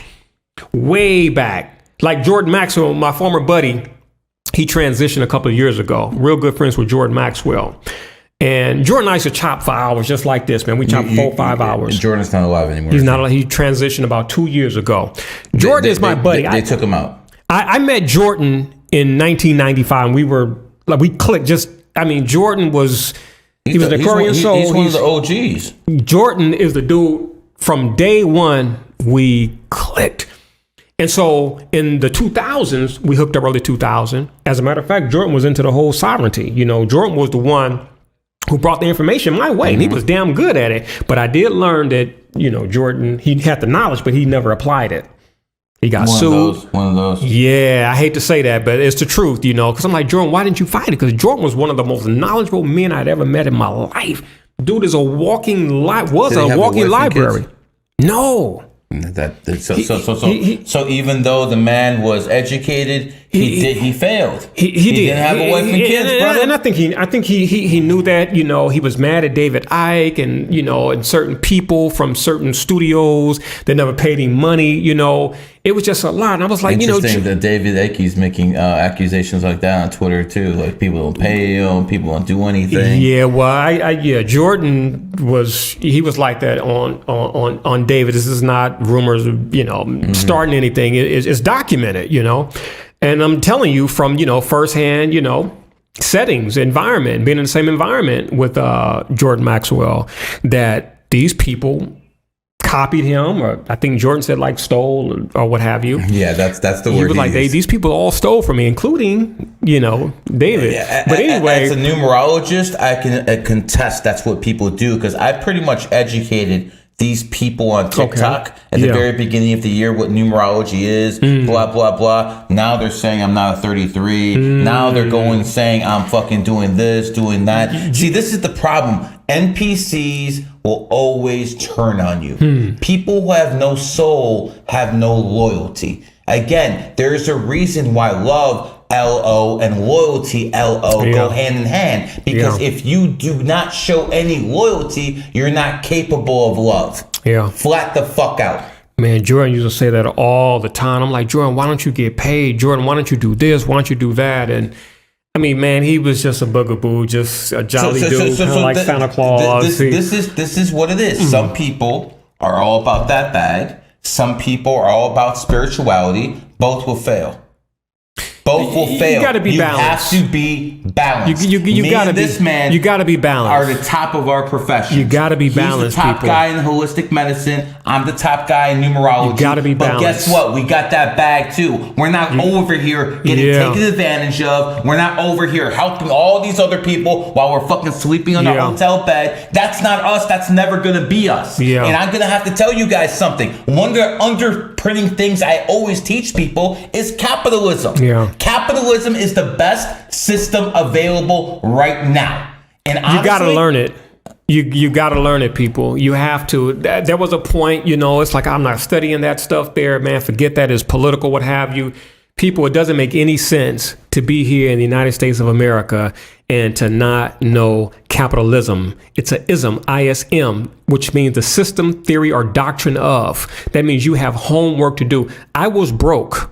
Now, I didn't turn to crime. Nobody gave me a hand up. I used my mind, I figured it out, and I got on the other side. And it's easier today than it used to be, in the past. Computers, technology. It's that helped a whole lot. Yes. But the most important thing was just like the mindset, because even before there was computer, getting my mind right, it's like, okay, I'm claiming to not have any money, but I got money for junk food. I got money for bullshit. I got money for jewelry, what have you. So people have money. There's a saying. They're Jordans. Yeah, there's a saying that we used to say back in the 90s, and it was pertaining to, Black Americans. And we would say this amongst ourselves. Mm-hmm. We would say that Black folks beg for what they need and they buy what they want. So if it's something they needed, they would beg for it. Beg for what they need, but then they buy freely, voluntarily, what they want. Not what they needed, but what they wanted. And that spoke to me, because I was that dude going to the Compton swap meet, man. I was making money in the late 80s, doing my thing, coming up, from my resale. I had a resale hustle at the movie theater and the walk-in job, and it was good money. But I would squander it, man. I was buying Fila jumpsuits and Gazelle glasses and getting my jewelry curl you done. You were in the Matrix. Of course. You were in. Of course. Oh, yeah, absolutely. And this is why I tell people there's no excuse. They say, Tootie, you don't have mercy. I hear that all the time. You have no mercy. You have no mercy. You have no. You would have to study my life, my background. There is no excuse. And especially today, we didn't have a goddamn internet back in the 80s and the 90s. Everything is at your thumb. It's amazing. Everything is amazing. You can pretty much find almost anything you need on this phone. All you gotta do is type it in. All you have to do is type it in. It's at your disposal. Will go and pay 50, 60, 100K it's at your disposal. Harvard, Ivy League universities for this information right now. They can get for free, and they want to talk about white supremacy is keeping them down. They want to talk about this is a male toxic to society. These people are out there fucking minds. All BS. You got to get your mind straight, people, because see, that used to be me. When you embrace that, man, you internalize it. And so you're in anger mode. You're mad at white people, and you're like in the hood. The white people are in your mind, and you may see them once you go out the hood. If that was the case. Because a lot of people in the hood, they don't go anywhere. Hell, they barely leave the county. Hell, only time they see a white man is a cop, right? Is a cop. Yeah. I got pulled over 12 times in a 1-year period, man. Damn. 12 times. I was like, I've had about 50. Dark skinned though. I had about 50 run-ins with law enforcement my entire life, federal, state, and what you call 50? About 50, brother. God with the feds, the state, the county, you the city. don't have a criminal record, though. No, heck no, I don't have a criminal record. And they're still fucking. So, but here's the thing. And this is not to let anybody off the hook. This is to teach people how to navigate the matrix. That's what I'm always teaching people. You have to navigate. You can't take shit personal. This is a game, and you got to learn to play it. Now, when I was being pulled over, man, I had the jewelry curl, I had the T-shirt, the gold chain, what have you. It was the stigma, right? You had NWA, you had. Put some pictures up. I can't do that. I'm not going to do that. But anyway, the energy, man. I'm bumping. Fuck the police. I'm bumping cop killer. It was energy. You see, and when I got into conscious rap, Paris and, Cam, NC Rim started rapping Positive, X-Clan, what have you, things changed. See, it's all about the mindset. It's all about the energy. It's all about the frequency. Repetition of a message constitutes mental programming, man. So if you just listen to gangster rap, you're programming yourself. It could even be heavy metal. If it's talking about suicide and kill mother, what have you, repetition of a message constitutes mental programming. So when I started listening to Chuck D, Public Enemy, things started changing. KRS-One, things started changing. Then I got into R&B. Then I got into the blues and the jazz. I even got into classical music, man. All these changes. Mozart or Beethoven? Both. These hands did it all. Nobody came and here you go, what have you. This mind and these hands. That's the whole key. And it changed my life. And the number one thing I wanted was revenge against the California Highway Patrol, man, because the last time before I became legally astute, I wanted to get there. It was $700. I was ignorant. It was the 90s. Mm-hmm. They got my ass, man. And the phony pseudo bail was $700. And that shit stung back then, man. It stung. That's like the last thing I'm fucking going to do. I'm going to get you guys back, man. Don't know how, but this is a law of attraction. Don't know how, but I'm going to do it. And man, that came true, man, in 2001. Even though it wasn't the Highway Patrol, it was the police department. Man, that was my first time defending myself in traffic court. Talk about Bruce Lee. Oh my goodness, man. That judicial Jeet Kune Do that I created. Oh it was awesome. As a matter of fact, I thought the sheriff and the police were about to get into it, man. Because the judge was white, the cops, the sheriff was white, and the police officer, he was white, and I'm black, right? But I'm crushing I set him up on the streets, when he was writing the ticket. Mm-hmm. Come on, Mr. Marvel, you can tell me. I was like, I have to reserve my Fifth Amendment right, come on, sir, you can just tell me. Were you on your phone? Officer, respectfully, I decline to answer that question on the grounds of my Fifth Amendment right. Mm-hmm. And so I'm setting him up. He has to write all this information on the back of the ticket, on the obverse of the ticket. Set him up, bloop, bloop, bloop. And he gave me a copy. And he got me for 3 infractions. He got me for 3 infractions. Because I know law, California Penal Code Section 19.7 is the statute for discovery. So I issued discovery. City of Glendale. And I got a copy. In Glendale, they record you. That little thing they hold up that's on their shoulder, it records. It's audio. And so they recorded the entire encounter. I got a copy of that. And I got a copy of the back of the ticket, the obverse of the ticket. And he had 3 paragraphs. I took all 3 apart. I was ready for his ass. Man, I went to court. This was 2011, last time I got a ticket. Went to court, man. And this never happened before in the past. You haven't been pulled over in like 12 years? No. It's over with. It's done. It's done. I play my part now. But anyway, this has never happened before. In the midst of interrogating the police officer, the judge stopped. He said, Mr. Mottra, hold on. And he leaned down to the officer and he said, no offense, Officer Fletcher, I'm going to find Mr. Mottra not guilty. I wasn't even through with my interrogation of the officer. But the judge knew I was embarrassing that dude. It was embarrassing. I took this dude to part. This is what I attempt to say to my people, Black Americans, on social media, and I catch so much hell for it. You're a coon, you're jigaboo, you're all this stuff here.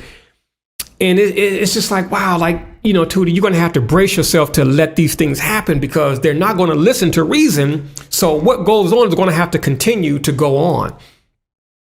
You have to become legally astute.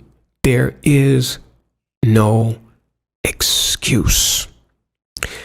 The law is a weapon and a tool simultaneously. It can fix things. In what way?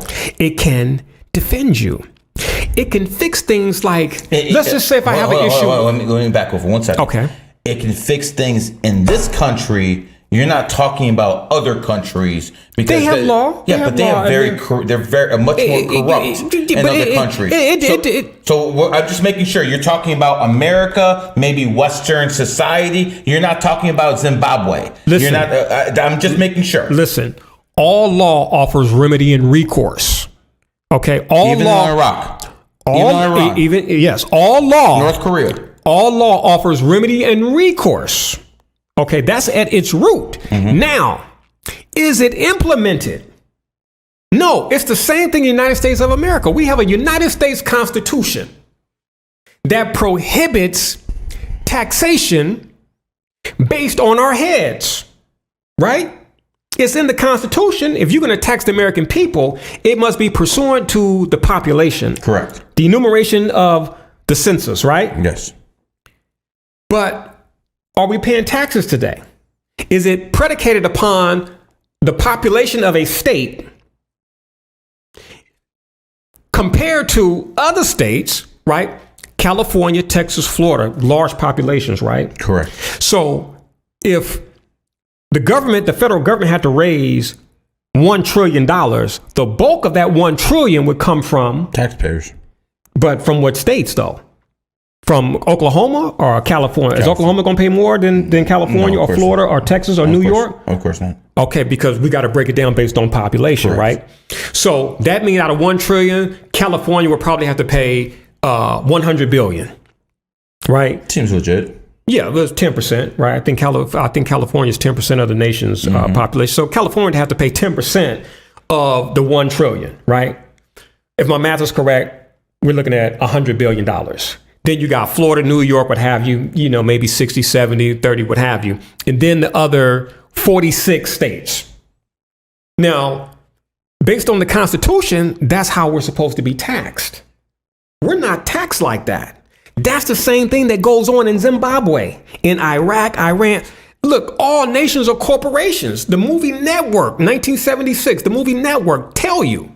I think it was Ned Beatty's character. There are no more countries, only corporations. They're all the same. Is that 100% true? Yes, it is. Because not 99, just 100. It's 100%. All countries are corporations. All of them, Iraq, Iran, Russia, they have corporate names. Like Russia is a country. Then you have Soviet Union is a corporate name. What if they don't have a bank basically backed by the Rothschilds? Are they it doesn't matter. They're still a corporation. Okay. They're just not a part of the outfit. But they have banks. If you're a country, you're going to have a bank. Correct. Now, as far as a central bank, Rothschilds own would have. I think there's like 4 or 5 that don't. Iran, but those places Korea. but those are corporations though. They're all corporations. How do you know? Look, are they members of the World Health Organization? There's 201 nations. Why was the lockdown so successful in this push for the vaccine? These were World Health Organization members. You know what? When you deal with the IMF? Yeah. No. You're exactly right. Because I always told people it didn't matter if you're in socialist Canada, capitalist America, a mob-run Russia, communist China. It don't matter. They all shut you down. They all told you to fucking get the vax. Absolutely. 100%. Absolutely. You saw the Russians in on it. You saw the Koreans in on it. The Americans, the English, the French. It was like, yo, what's going on here? It's that membership into that world body, World Health Organization. IMF, the World Bank. That's how they get, these corporations to be part of the outfit and to do certain things to the citizens.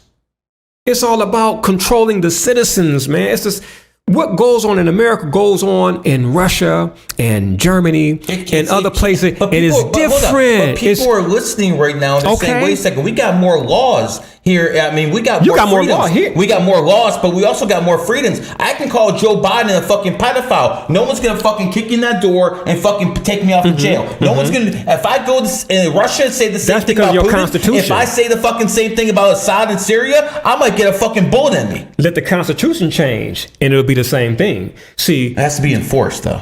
That's true, but first of all, it has to be on paper, and then you have to enforce that.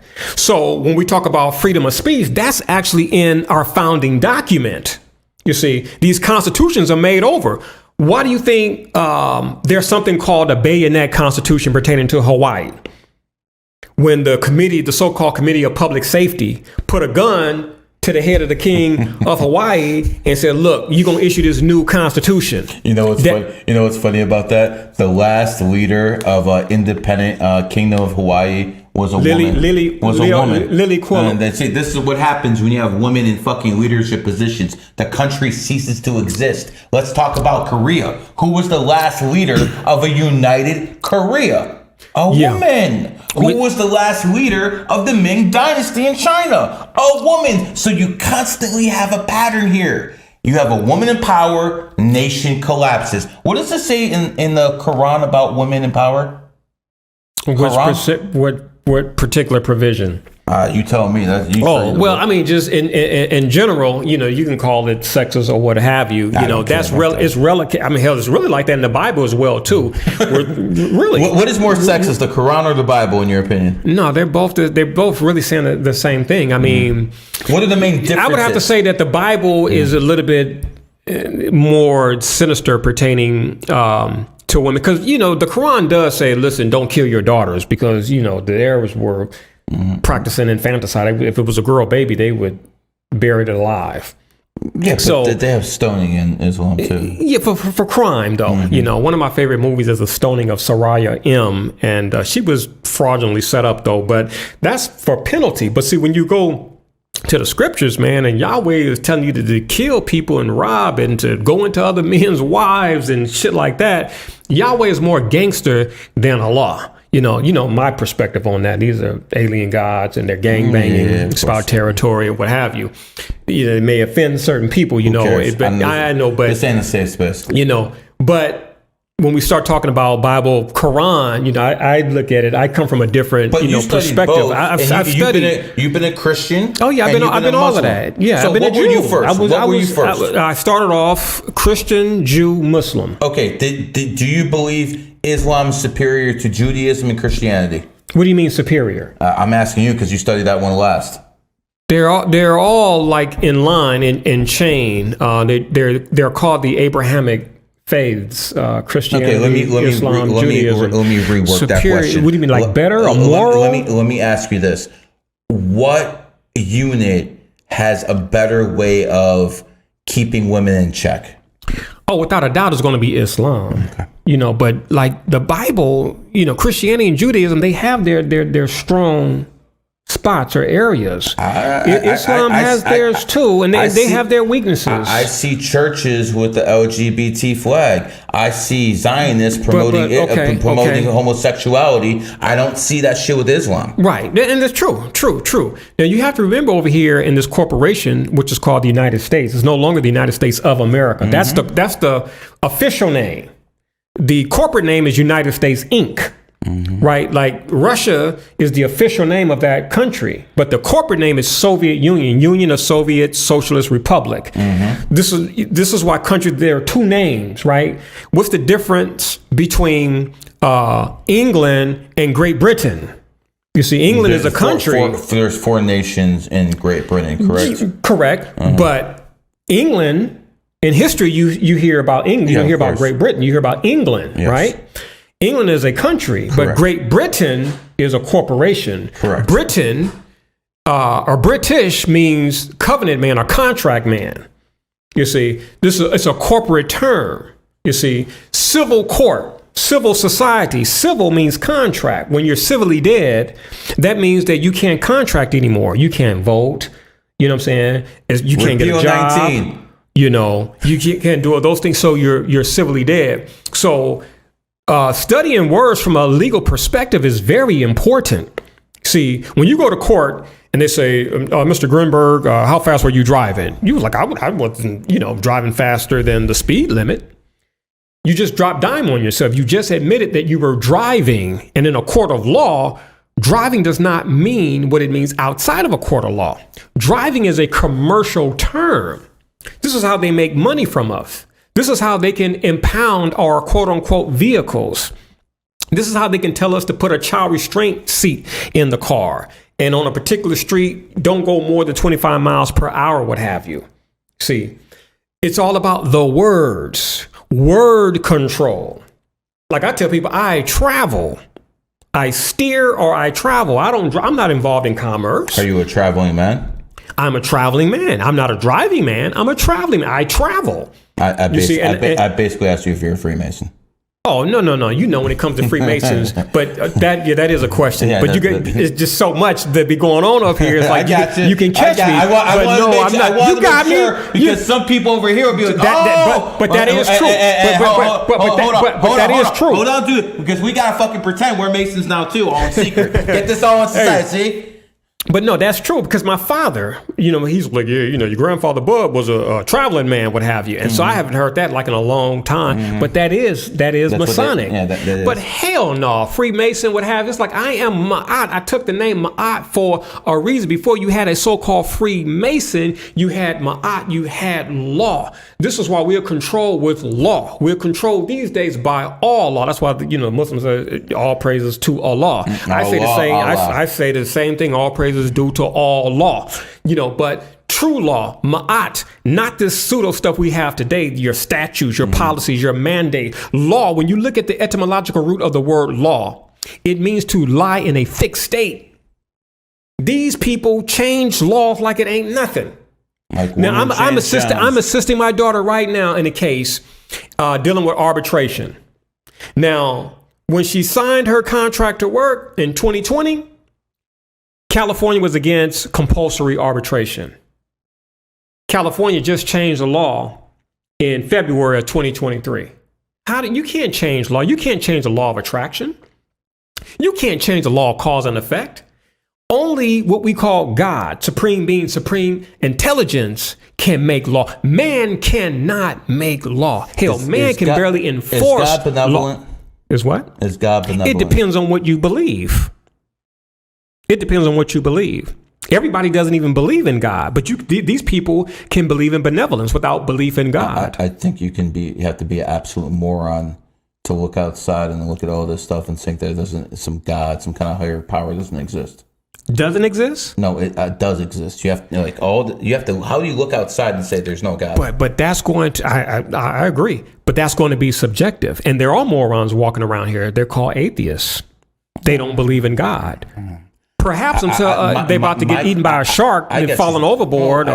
Listen, I'm not praying to God no matter what. I don't pray myself. Tell people I don't pray to God. I serve God. Right. I believe that's which the makes correct sense. way. That's what Osho said. I don't think God put his soldiers on here to fucking pray to him. Hell I think he fucking put his soldiers on here to get things done. The plebs can pray. Yeah, no, I haven't prayed since the early 2000s, maybe late 1990s or 2000s. But wait a second. You have a wife, you have a kid. What that got to do with anything? Money, what does that have to do with anything? How you're not praising God? No, I'm using my mind. I'm living righteous. I'm not violating. Remember, I studied the code. I don't violate people, and I don't violate property. So a Christian will say you're going to hell. A Muslim that's their perception. That's their opinion. It will say you're infidel. You're gonna get fucking. I'm not sure what the Jews will say. Funny enough, I'm a Jew, but I'm not. Everyone would say something is you're gonna be punished. What would you say to them? Based upon their opinion, I'm like, okay, that's great. Again, your perception is not my reality. You understand? I'm into universal law. Correct. Universal law. That means all things are going to be taken care of. You don't need somebody holding a sword, right? And chopping off balls and doing all type of things because they don't believe. Now, if it's a crime, you rape, kill, what have you, different story. But because you don't believe, your ear's going to get cut off? Are you going to be imprisoned? Have property stolen from you? They've had stuff like that happen in history. It's quite common. But who's to say that's from God, though? That's from man. The simple fact that you got over 4,000 religions lets you know that man created God. 4,000 religions. There's over 4,000 religions on planet Earth. There's more religions than genders? So, exactly. Wow. And God ain't gonna confuse people. Like Osho said, instead of being into God, he got off into godliness. Let me just be, like God, godly. Let me get off into godliness. So you believe it's more important to actually just be a good person than to actually go out there and pray? Absolutely. I see. I've asked imams, I've asked priests, I've asked rabbis this, and some of them say that none of that other stuff matters unless you pray. That's their opinion. That's what they say. God is. See, let me tell you. They say God is a jealous God, and if you don't show human attributes. Jealousy is a human attribute. So that's not true then. No, that's an opinion. You don't believe God is a jealous God, even though it says that in the Bible. Jealous of who? I mean, his worship. He wants your worship. That's what they keep telling me. If you're against a God, if you're an alien, but we talking about the supreme being, like jealous. That seems like a negative Lord, trait, doesn't it? Doesn't jealousy seem like a negative trait? That doesn't. the Bible says God is not a respecter of persons. So how are you going to be, have a God that's jealous? God don't respect people. Okay. Who and what is God going to be jealous of? Okay. You create everything, and then there's something in your creation that you're going to be jealous of. It's idiotic to me, in my opinion. That's idiotic. Let's use some words, and you tell me what you think now. You cannot basically spell the word Bible without the word lie inside. True. What do you think that's actually telling us? That within the Bible, there are lies. The Bible is a book mixed with truth and falsehood. Mm-hmm. And the people get confused. So how do you find what's true and what isn't? You have to study. You have to get off into what is called exegesis. You see, you have to be able to dig deep. There's something called hermeneutics, and there's something called exegesis.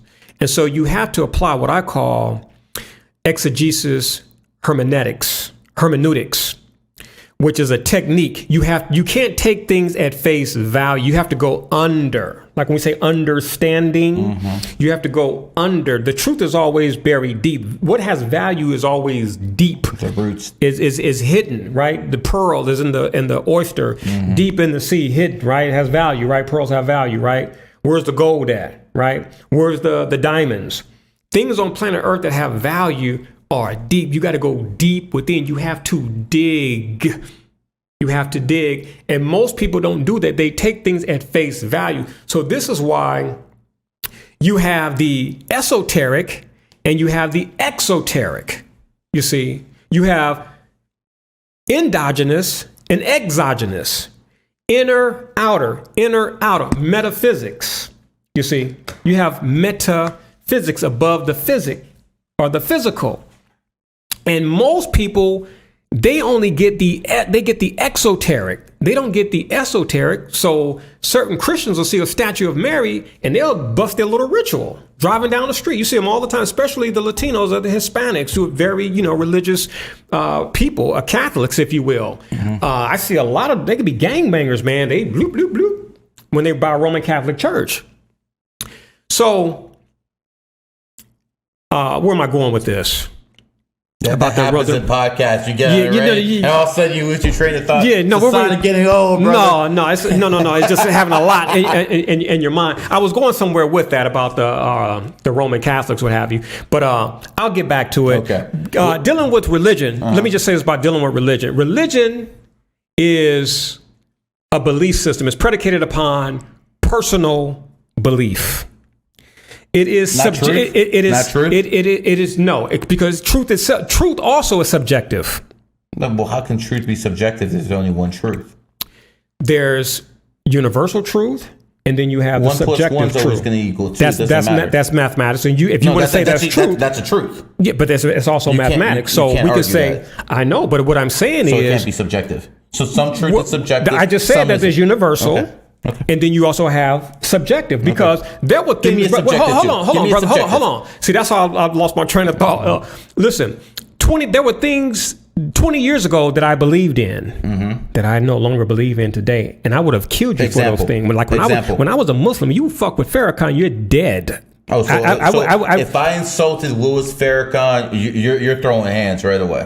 Back then, because I believe I was like 19, 20, early 20s. I believe that man was the Messiah. I believe that man was holy, righteous, could do no wrong, what have you. And now, you fuck with. I don't believe that now. But see, that's my thing. Back then, it was the truth. That Farrakhan is the Jesus that the Bible is talking about. If you remember the Nation of Islam, like that is your truth. Master Farad Muhammad was God in person. That was our truth. I believed in that, 20 something years ago. What do you think? 2020. What do you think about him now? I'm doing my best to get there. I'm trying, brother. I no longer believe in what I used to believe in about those two things. I still got love for them, but I don't believe in God being a man, God in person, and then I don't believe in a man being the Messiah that's going to unite everybody and fix all the problems of the world. And that's not just Farrakhan. That's anybody. That's old show. Name who you want to. Nobody. I no longer believe in that. And I used to, but I no longer believe in that. I believe Louis Farrakhan has the best mouthpiece out there even today. You know, we have the same chart. It differs at He's born it differs at Venus, our Venus. He's born March 11th, 1957. No, he's May 11th. He's May 11th. Sorry. May 1933. 1933, Yeah. right. May 11th, 1933. And that man has a mouthpiece on him. His sun is in He's a Taurus. man. His moon is in Sagittarius. His Mercury is in Taurus. His Mars is in Gemini. And his Venus in Virgo. Oh yeah, you absolutely. studied this man. Absolutely, do absolutely. Do you consider him the best mouthpiece in the past 20, 30 years?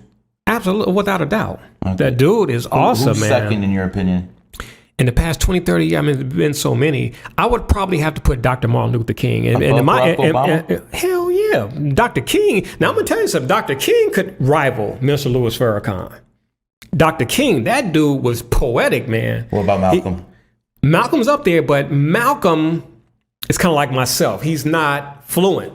Mm-hmm. He's not fluent, nor is he fluid, you know, but very intelligent, you know, but Malcolm was, You don't hear Farrakhan with the, No, You never heard don't. Dr. Martin King with the, Mm-hmm. You see, that's the difference. Being fluent and fluid. I just when I listen to Dr. King's speeches, I thought what he did best was he changed his tone. Man, that dude was awesome. That dude was awesome. He was smooth, man. He changed his tone, and he hit those fucking high notes exactly when he should have. I still think Barack Obama's better, though. Oh, no. Not better than Farrakhan, not better than Dr. Martin not Luther better King. than Farrakhan. I think Farrakhan's better than King. It's for me, you know, they're side by side. But Barack Obama, oh no. Slick Willie, no. The people in positions of power helped to push Dr. King. You didn't see that happening with these other guys. What do you mean? Well, I personally believe that Dr. King and his homosexual best friend and advocate, Bayer Rusker. you know who I'm talking about. Yeah. Were basically, you know, being funded or being King was pushed. manipulated. Whatever you want to call it. Yeah, he was manipulated. He was basically... He cut Bayard off because of that homosexual. He was being puppeteered. Yeah, he was true, being puppeteered. true. And when I look at Farrakhan, he's been a puppet from the very start. So that's a very, very different situation, man. As soon as they took out Malcolm, woo! He closed up shop on the Nation of Islam. That's his now. He owns that thing. So I think there's a little bit difference. I think that Dr. King might have been a good person with good intentions. I'm not too sure about Mr. Farrakhan, even though I will give Mr. Farrakhan credit that he was the first one who explained what the Federal Reserve was to me in the early 1990s. So you do get credit for that. So I do applaud you, sir. Yeah, Farrakhan, I remember that speech. That was in the early 90s. And I was avid back then, you know. And that was a speech whereby we said that was the first time the minister cried because it's like, have your children to go and die for bullshit, you know, and then the little tears.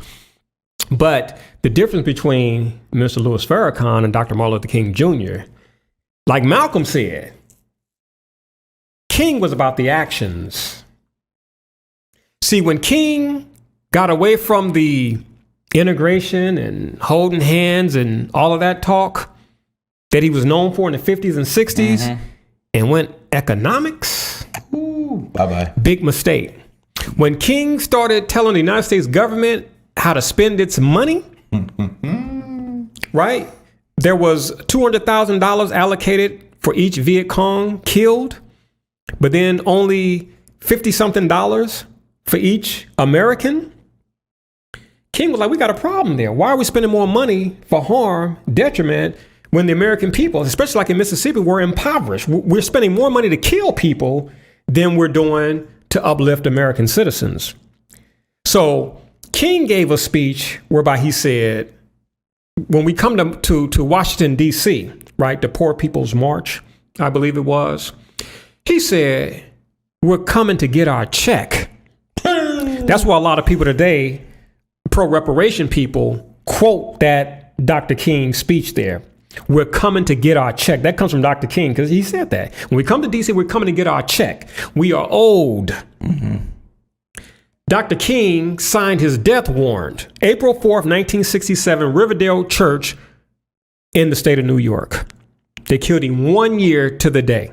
And that's when he gave his anti-Vietnam War speech, April 4th, 1967. Took him out April 4th, 1968, because he was about the actions. Farrakhan, when he did the Million Man March, that was predicated upon the Great March of 1963, Dr. King. Yes. But the difference was Mr. Farrakhan pretty much echoed the same thing Dr. King did. And it was just limited. It was just for black males, African-American people. Whereas with Dr. King, it was nationwide. He spoke to the nation. Mr. Farrakhan only spoke to black men, in particular, black people. But that's because the media doesn't want you to hear Farrakhan, and they were throwing Dr. King in people's faces all the time. I used to have every videotape, every lecture Mr. Farrakhan made. I'm a tourist. We hoard things. We collect. So I had a Louis Farrakhan library. So I've heard all of the lectures, especially the 80s, 90s. I had every last one of them. Farrakhan, like the Nation of Islam in general, is great for self-esteem. It's great for helping you to get your mind straight. But like Malcolm said, the teachings, they wake you up. They wake you up. They clean you up. But that stand-up part is missing.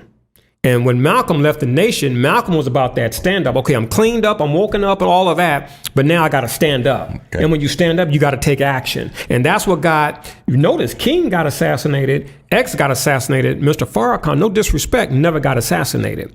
Someone tried to assassinate him. No. Someone tried to assassinate him. You talking about Malcolm's daughter, that thing? No. Tried to take him out. And who? Stop. She tried to take him out. Who stopped him? Who stopped her? Who stopped her? The FBI. FBI stopped her. They said she had a hit on Farrakhan, and they went in and they arrested her. From what I remember, you're talking official. You're talking surface level. That whole thing was to entrap her, and Farrakhan and Betty Shabazz got together and they flipped it against the FBI. That's fine, but wasn't the FBI? They was entrapping her. The FBI, there was no good intention. The FBI and Farrakhan have been working together since they killed Louis Farrakhan. Since they killed Malcolm X. But we don't have. But see, the truth about that just came out. So if that's going to be the truth or real, then we got to look at the information. We got to look at the information that came out a couple of years ago, whereby the FBI is implicated in murdering Malcolm X, because the FBI arrested Malcolm X's bodyguards and then lying on them, said they were going to blow up the Statue of Liberty. And then the Nation of Islam's hitmen went in there and killed Malcolm X. But first the FBI arrested the bodyguards, and then they killed them. But see, the FBI played a role. When you take away a man's security, you allow him to get shot. So the FBI, just like with Tupac and Biggie, the FBI knew what was going on. They knew what was going to happen. But wait a second, this was a deal they cut. No, come on. Let's be common sense here. You take away his bodyguards, we'll do the rest. That seems like what happened. But see, the truth of the matter is, the dudes in the Nation of Islam was going to kill Malcolm just on the strength of dissing the Honorable Elijah Muhammad. Had nothing to do with the government. The Honorable Elijah Muhammad knew that Secretary John Ali, was an FBI agent. The Honorable Elijah Muhammad knew that, and nothing happened to him. That's because they're in on it together. Now, what a lot of people don't know is that Malcolm did certain things. I'm not going to go into detail because Malcolm is my dude, but Malcolm did certain things when they found out that certain people in the nation were henchmen. They were stoolies, what have you. When Malcolm was running things in New York, people were dealt with. Malcolm had a gangster side to him. That's why Malcolm was dangerous. Malcolm was an ox. He had the same Chinese astrology sign as Napoleon, as Hitler, as Saddam. Those fuckers don't compromise. His way or the highway. Malcolm was the real deal. So he strong-armed people. He did. Okay. But, back in the nation, when he believed a certain way, Malcolm actually did things that he wasn't supposed to do. He was not supposed to do those type of things, but he did it because Malcolm knew the Nation of Islam lacked activity. Malcolm said, I got to leave. These people, the talk is great, but we don't get involved in politics, the voting. We're not influencing anything. We're making people religious. But then after that, what comes next? See, so Malcolm had it. And so Malcolm had to be taken out, because had Malcolm lived, Malcolm would have actually had more people in the Organization of Afro-American Unity than in the Nation of Islam, whose numbers were dwindling after Malcolm left. The nation's numbers started dwindling. I heard that when it comes down to Malcolm, him and Dr. King had a meeting where they were gonna form a new political party to take the black people off the planet Democratic plantation. And after that meeting happened, both of them were killed. Well, Dr. King, what a lot of people don't know is that Dr. King and Malcolm X actually worked together. Mm-hmm. The lawyer for the Southern Christian Leadership Conference was the one who was assisting Malcolm in his lawsuit against the United States in the United Nations, which was very, very, very dangerous. Dr. King dealt with civil rights. Malcolm dealt with human rights, mm-hmm. because they both admitted that you can't have one without the other. Correct. You see, and so that's what that brotherhood, that partnership came from. It was bringing the two mindsets together. You're not wrong. I'm not wrong. We need civil rights is important. Human rights is important. You take care of that, I'll take care of this. Absolutely. Okay. And both of those men were taken out. See, when people are not taken out, we do have to look at those people and we have to question why these people are not taken out. The United States government, when they know you are the real deal Holyfield, they're taking you out. Like a Fred Hampton Sr. Mm-hmm. of the Black Panther Party, just 20 years old, took him out because he was about action. The Black Panther Party was taken out. Those brothers had guns, man. California changed their gun laws because of the Black Panther Party. The Black Panther Party was not a criminal organization. The Black Panther Party never said go kill white people, get revenge, rape white women. The Black Panther Party was not about that. Were you a Black Panther? No, I was never a Black Panther, but I have to give the Black Panther Party credit. And specifically Mr. Huey P. Newton, because that's what lit the fuse for me to get into law. I was blown away at Huey P. Newton, how he talked to police officers and he knew the law, what have you, and they couldn't touch that dude. I was like, man, so the Panther said that power comes from the barrel of a shotgun. I'm like, I don't know about that because the guns got y'all taken out. But that damn law, mm-hmm. man, that was some powerful stuff right there. That's why I'm so pro-law to this very day. Because, see, it's intelligent. You use the brain, right, instead of the physical. See, today in our world, everything is physical. Fight. Dude, you got a little dude that's 4 feet 2, scrawny, can pick up a gun, just pop, lights out. Good night. And then I've been in court so much, I saw judges, man, it's like white dudes, man, 4 feet 5, black robe on, punking big muscular dudes that could bench press like 500 pounds, and that messed me up, right? I'm in court, I'm like, damn, this dude was a cholo dude, right, Hispanic, right? It was family court in Los Angeles, and it was a female, Hispanic or Latino female, getting the best of her dude, right? Mm-hmm. And this big dude, man, and the judge was just punked him so much, the dude had tears coming out of his eyes, man. So when the dude left the courtroom, I went out. A beta, huh? Man, I saw it, man, in the flesh, man. And I went up to dude like, hey, man, don't trip, man.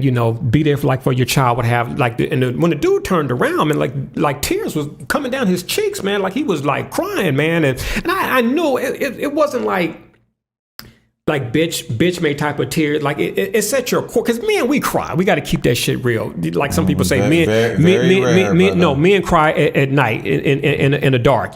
So that's why we got lacrimal glands. We cry. I'm not saying that we should cry, but fucking men cry. You've been a little boy. You got injured. You cried. My kids never seen me cry. Bro, you cried in your life. So what my point is, it's not for emotional shit. I'm not saying that. I'm saying like at a core, like when you feel like just fucked over and you're powerless and that shit is burning you inside and you feel that there is nothing on planet Earth that can help you because as a man, you are the fucking power. You know that.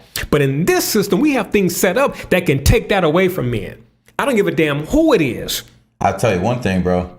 If a man cries, no one gives a fuck about him. A man should never cry in fucking public. If a woman cries, she'll fucking be taken care of. That's histrionics. Women are great at that. They can bust the tears and break down and do all type of shit. That's real big in family law and family court. But I don't think this cholo dude was some bitch beta type dude. It's just that he knew if he would have acted a fool, right, and probably choked his girl, that he had to deal with the sheriff, the police department, what have you.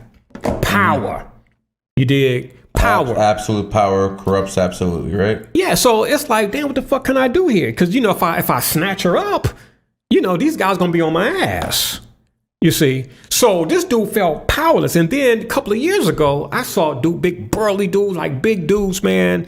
I saw dudes in tears, man. I saw dudes say, hey, listen, I'm out of my child's life. Fuck this shit. It's just not work. Yes. I saw a dude, he was like, he said, Your Honor, do I have to stay? And the judge was like, no, you don't have to, but you should. He was like, boom, I'm out of here, man. This is some bullshit, what have you. And so as he got up, he was in between the bar, the back of the bar, and the exit door. He was in the middle. And he said, he turned around and looked at the woman who was grinning. She was like, yeah, I got your bitch. See, women love family court because they have people working on their behalf to punk men because they can't punk men on their own. Yep. So they have to use a system and the child. And man, this girl was over just smiling at her. I said, this motherfucker here, she just smiled like it just felt good to her. And the dude turned around and said, tell my son I love him. And he bounced, man. And I really wanted to go out and talk to that dude, but that day it was just like so crowded. I was like, wow, this dude walked out of his child's life because of the bullshit. He drove like 2 hours there. He worked somewhere like way out in a different county, and it took like 2 hours to get there. He was like, I'm just tired of this shit. Because the girl could just file whatever she wanted to, and this dude got to travel. Like the dude worked, got home late, and then had to travel 2 hours, and it wears you down after a while. I mean, it got to the point I was like, I have to make up my mind and say, you know what? I'm gonna have to, prepare for this shit for the next 20 years. I have to make up my mind to say I'm gonna battle for the next 20 fucking years because there's a time that comes whereby you don't see an end to this shit. Wholeflation. Wholeflation. Damn right. 4.5 years. I'm like, I want to be creating. I want to be creating like new products. I want to make videos. I want to make audios. I want to educate people. I'm in fucking court sometimes for 8 hours, brother. 8:30 to 4:30. Hell, one time to 4:45, 15 minutes after the court closed. Court have business hours because this shit is a business. Of course. But there were times, man, I was in court the whole damn day, and it was bullshit. But I knew I was there to get the knowledge for other people, which is why I'm helping people now. My homeboy K is going through a divorce. We kicking major booty. That shit feel good, man. He's saving so much money, man. I'm working with a dude in the Bay Area, man, and he's loaded. But man, his woman got a law firm. It's the law firms, man. This is why you got to watch the movie The Devil's Advocate. One of my favorite movies. Al Pacino. Law Keanu is the new Reeves. priesthood. It's the ultimate backstage pass, man. So the dude got snaps, but was getting shafted, man. I got another partner. He's here in Florida, man. Vanity, my favorite sin. That's what he said. I took that from the movie. That said a lot to me. Yeah, Vanity is my favorite Didn't know sin. when to stop. And then I see all these men out here who fucking want to fucking put on makeup now. They want to fucking look good. Where I came from, what my daddy taught me, men had scars. Oh, absolutely. Men have battle wounds. Now these fucking faggots want to look all fucking pretty and shit. So it brings me back to that. Before that was a woman's sin. Yeah. Now it's a man's sin as well. But we're dealing with gender reversal in this society. So the women are becoming more man-like or masculine, and then the men are becoming more woman-like or feminine. So you see men in dresses, wearing purses, wearing pink, all type of shit. A little bit more where you're from than here. Absolutely. We live in a free state. Absolutely. But this thing has been going on for a minute because even the pimps were wearing pink. A lot of people don't know. See, where I'm from, we look up to the pimps. Black culture. Yeah, we looked up to the pimp like for so-called power, but the pimp was really used to bring in the softness because the pimps used to wear the silk pink shirt. Pink is a woman's color, man. Yes, it is. Dudes didn't wear no damn pink. The pimps used to get their hair permed. So all that shit on Martin, like on that TV series, where they character had the pearls and all this other, that shit was all real. Yeah, that's what that shit. The high heel, the high heel shoes, the bell bottoms. Like I look better than my bitches. Look at the name, Pretty Tony. Remember Pretty Tony from the Mac? Pretty Tony. Pretty is a feminine word. Pretty Tony, Pretty Bobby, Pretty Ricky, you're pretty boy. That shit was feminine, bro. So it was the pimps who brought in that feminine energy into the hood, getting their hair done like women, because the women used to get their hair permed.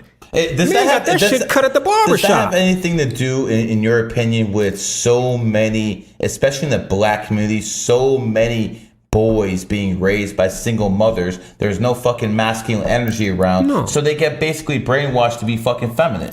Oh, they have no choice. I mean, if you come up under a single mother who had to step out of the feminine to take on the masculine fucking role, right? And no woman can teach a boy how to become a man. Well, when we talk about their masculinity, it's a hardness. It takes away from the nurturing, the nurturing, aspect of a woman. Those womanly qualities. Turns into those are gone. So this motherfucker's hard. You look just like your daddy. You ain't shit. And I mean, just destroying the boy psychologically. So a lot of that, went on. And then watching a woman, react and respond to certain things, emotional, breaking shit, talking loud, what have you. They pick that up. So that's what you see today. The Black Lives Matter protest. That's what you see. What the fuck, nigga? You never fucking talk to me like that. I'll blow your motherfucking brains out. Now listen to that and like, God damn, like, when you come out of the saloon, and look in, you really get to see things, man. So I'm watching the dude. And the dude was right. This is on social media today about New York City and the security guards coming out. And the dude went off. Now, just keeping that shit real, that's feminine behavior. Because when you look at like a dude like Bruce Lee, a little soft dude, but very masculine, it wasn't all that shouting. Is that one of your idols? Bruce Lee? Yeah. Bruce Lee is one of my individuals that I look up to. I don't have. He's a dragon, right? Yeah, Enter the Dragon, Return of the Dragon, but he's not my idol though. But you're a dog. That's enemy science. He's not, but I've met with that dude in the after realm, and it was some good shit. But anyway, my point is, Bruce was the perfect balance between masculine and feminine. He was the perfect fucking balance because Bruce, he knew when to be soft, and he had that soft side, and he showed it, but it wasn't bitch, it wasn't beta, And then when he had to go to that masculine side, that kick-ass side, man, it was usually a last resort. Because even like Mercy, man, when Bruce Lee gets the best of Chuck Norris in Who's the dog? Return the dog. Oh wow! Return of the Dragon. I love putting the astrology in there. Chuck is my dude, though. I like Bruce and Chuck, but Walker, Texas Ranger. Yeah, that's my dude. I just watched Silent Rage. I'm like, damn, I haven't seen that movie in like 40-something years. I should watch all Chuck Norris movies, Escape from the Ninja, the Octagon, what was the one Good Guys Wear Black. He was a cop, and there was a dude who breaks out from a mental institution. That's Silent. I just watched that. That's Silent Rage. He's a sheriff. Yeah, he's a sheriff. I just watched it 2 weeks ago. Silent Rage. That's a damn good movie. It was an old school. That was 1980, man. He was hiding in the theater. And shit like that. I just watched that 2 weeks ago. Silent Rage, Chuck Norris. But anyway, I just bring up Chuck Norris because of Return. You love those horror movies, man. That wasn't horror. Well, you know what? That was Chuck Norris. It was martial arts horror. That's what that was. Because Chuck Norris wasn't horror. Chuck Norris was martial arts. But in Return of the Dragon, Bruce Lee taught us some serious lessons, man. I mean, the mercy that he showed Chuck Norris. Even when he killed Chuck Norris' character, I believe his name was Colt. And covered up his face, like showing respect, And when Chuck was getting the best of Bruce Lee, Bruce Lee was teaching us that whatever style we have, if that shit is not working, we have to be fluid and switch that shit up to win. That's the lesson you took out of that. That's the lesson Bruce conveyed. Adapt to your opponent. Absolutely. Okay. You got to switch. Like even in law, if my shit ain't working, I got to switch up. But I will disagree on one thing. Okay. You said that Bruce showed him mercy. You think that's a good thing? Well, I truly believe, predicated upon the principles of righteousness, I think it's a good thing. But it's circumstantial though, because hold on right quick, because I don't want to forget my thought. Only one time per podcast. Now, Pacino in Carlito's Way showed mercy to, what's his name? Was it Benny Blanco from the Bronx? Benny from the Bronx? What's the homeboy's name? John, the L. And you guys know who I'm talking about. Carlito's Way, one of my favorite movies. Pacino's character, Carlito, made a huge mistake by showing mercy to Benny Blanco. Remember when he was thrown out the club and homeboy's like, let me kill him. Come on, Carlito, let me take him out. He's on, no, just take him out in the alley. Pacino's character messed up because when Pacino almost made it, remember they was at the train station. He almost made it with old girl. I forget her name, but they were leaving New York. He's leaving everything behind. Benny Blanco came out of nowhere. Actually, he was running on the side with him, right? But comes out of nowhere in the movie. Pac, pac, pac. Yep. He pops Carlito. Carlito doesn't make it. Mercy shown coming back to bite Carlito in the rear end. So that's why I said it is circumstantial. 100%. It's 100% circumstantial. Now, when Bruce showed Chuck Norris mercy, Bruce knew he had Chuck defeated. So Bruce said, but Chuck was a warrior. Colt was a warrior. Mm-hmm. This is to the death. Yep. He had an opportunity, and Bruce would have left him alone. Mm-hmm. But he was a warrior. So he got his neck broken. There's only one dragon I consider more famous than Bruce Lee, and that's Julius Caesar. Okay. And, I just watched The Fall of Rome the other day, man. And Julius Caesar was a dragon, just like Bruce Lee, and his greatest opponent, just like Bruce's, was Chuck Norris, who was a dog. The greatest opponent for Julius Caesar was the great Pompey, who was the greatest general in Roman history before Caesar, and he was a dog. We have enemy signs. So again, Caesar, it's consistent in history, right? When you study it, right? If you study it. Big if. So after Caesar crossed the Rubicon, he obviously started a war with the Roman Senate. They went to Pompey to protect them. Anyways, a couple years later, Caesar wins the war. The great Pompey's head gets cut off in Egypt. It's delivered to him as a gift. He wasn't very happy about that. But at the end of the day, he did something very unprecedented. He pardoned all of the great Pompey's generals, Brutus and all those guys. And you know exactly where I'm going with this. 16 years later, those same generals murdered him. So again, compassion, mercy only works sometimes. Yeah, you got to use discretion. It does not work all the time. No. As a matter of fact, some of the greatest humans in human history, and I consider Caesar still one of the greatest humans in human history. I do consider, Octavius, Augustus above him, but he made a big mistake by giving us mercy. History is not the way it is right now if he doesn't show those guys mercy. Right. That's true. Very circumstantial, discretion, discernment, intuition, all of those things come to play. So it's very circumstantial. Let's go back to what we were doing before. I consider this one of the best waters you can buy. And I believe this is what the elite use. I believe when they travel from city to city, they need to drink good water too. Obviously, it's in plastic, but if it was in glass, it would be better. I believe it's jacked up the price of this so the poor people can't afford it. And so the elite have it everywhere. I find it very interesting. It's called Evian, but if you spell it backwards, it's called naive. Yeah. What do you think the elite are trying to say, that you're not naive by not understanding what this is? What do you think they're trying to tell us? I personally think that it's just incidental. It's just, it just happens to be naive spelled backwards. And this is not to say you believe in coincidences. I said incidental. That's a coincidence, isn't it? No, coincidental. Co means like two. But anyway, my point is that there are certain things that just happen to like level spell backwards as level. Like it's just something that just incidental. Hold on a second. If you go back to scripture and you look at Eve, they have Eve inside 11. And you have Eve inside the word 7. You have Eve inside both of those. You also have Eve inside the word level. So sometimes what it's basically trying to tell me is there's a lot more to there than in many cases it is. They're trying to level up. True. I wouldn't say in all cases, but in many cases, there are certain things that are hidden. But with the water, the elite, for the most part, just keeping it real. They're not really big on the water. They don't drink fluoridated water, by the way. No, of course not. Okay, but they're big on the adrenochrome.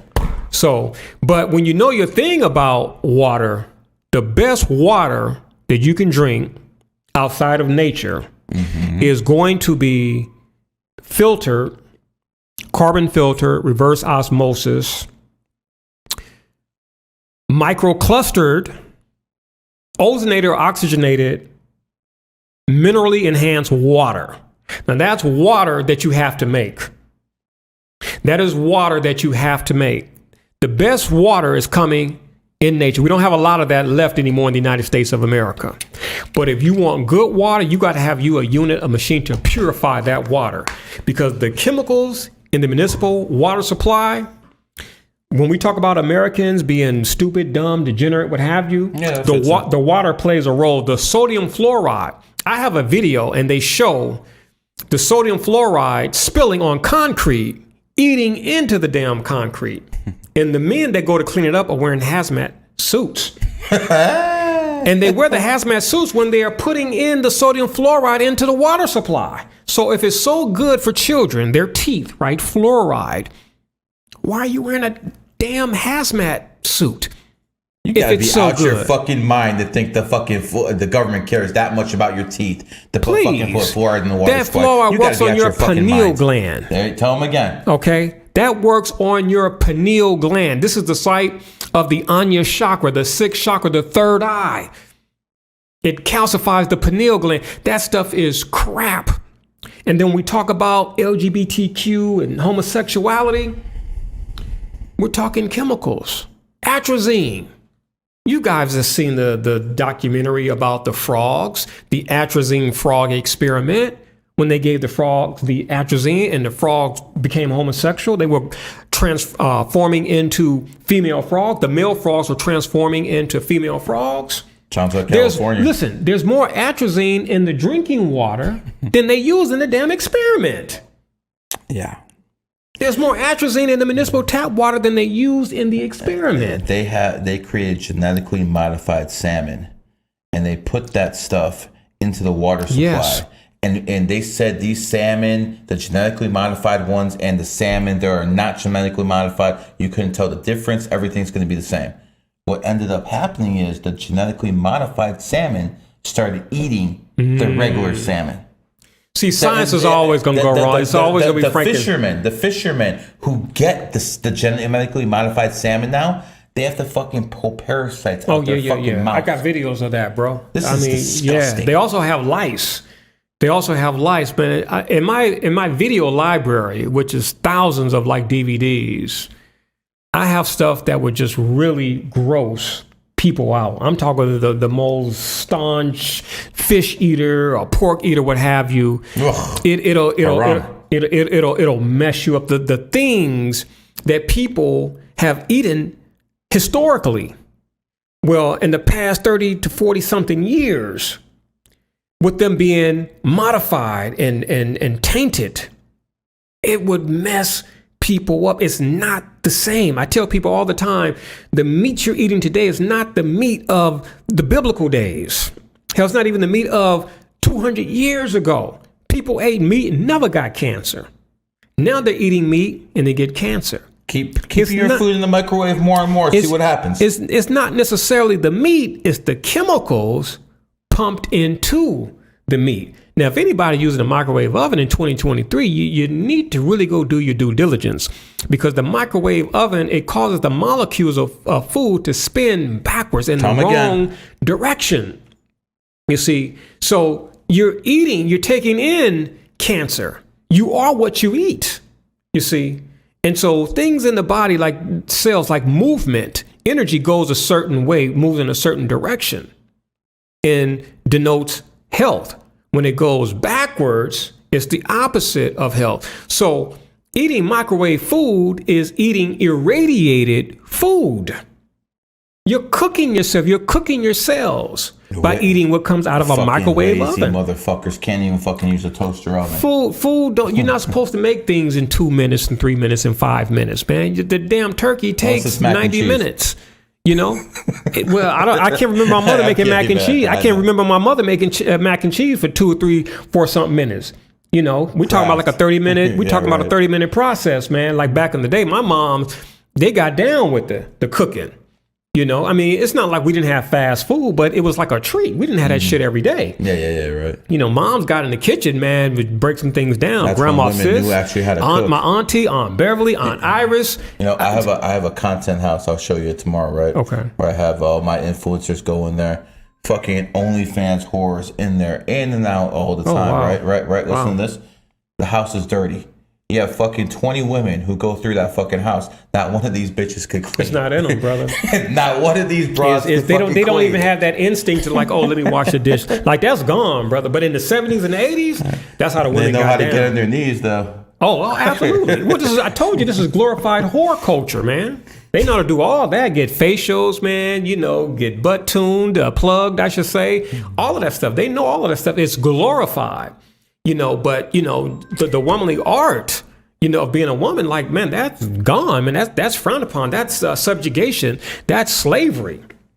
You see? And so when you have a society and the women embrace whoredom before wifedom and motherdom, it's a wrap. There's a saying, a nation can rise no higher than its woman, the state of its women.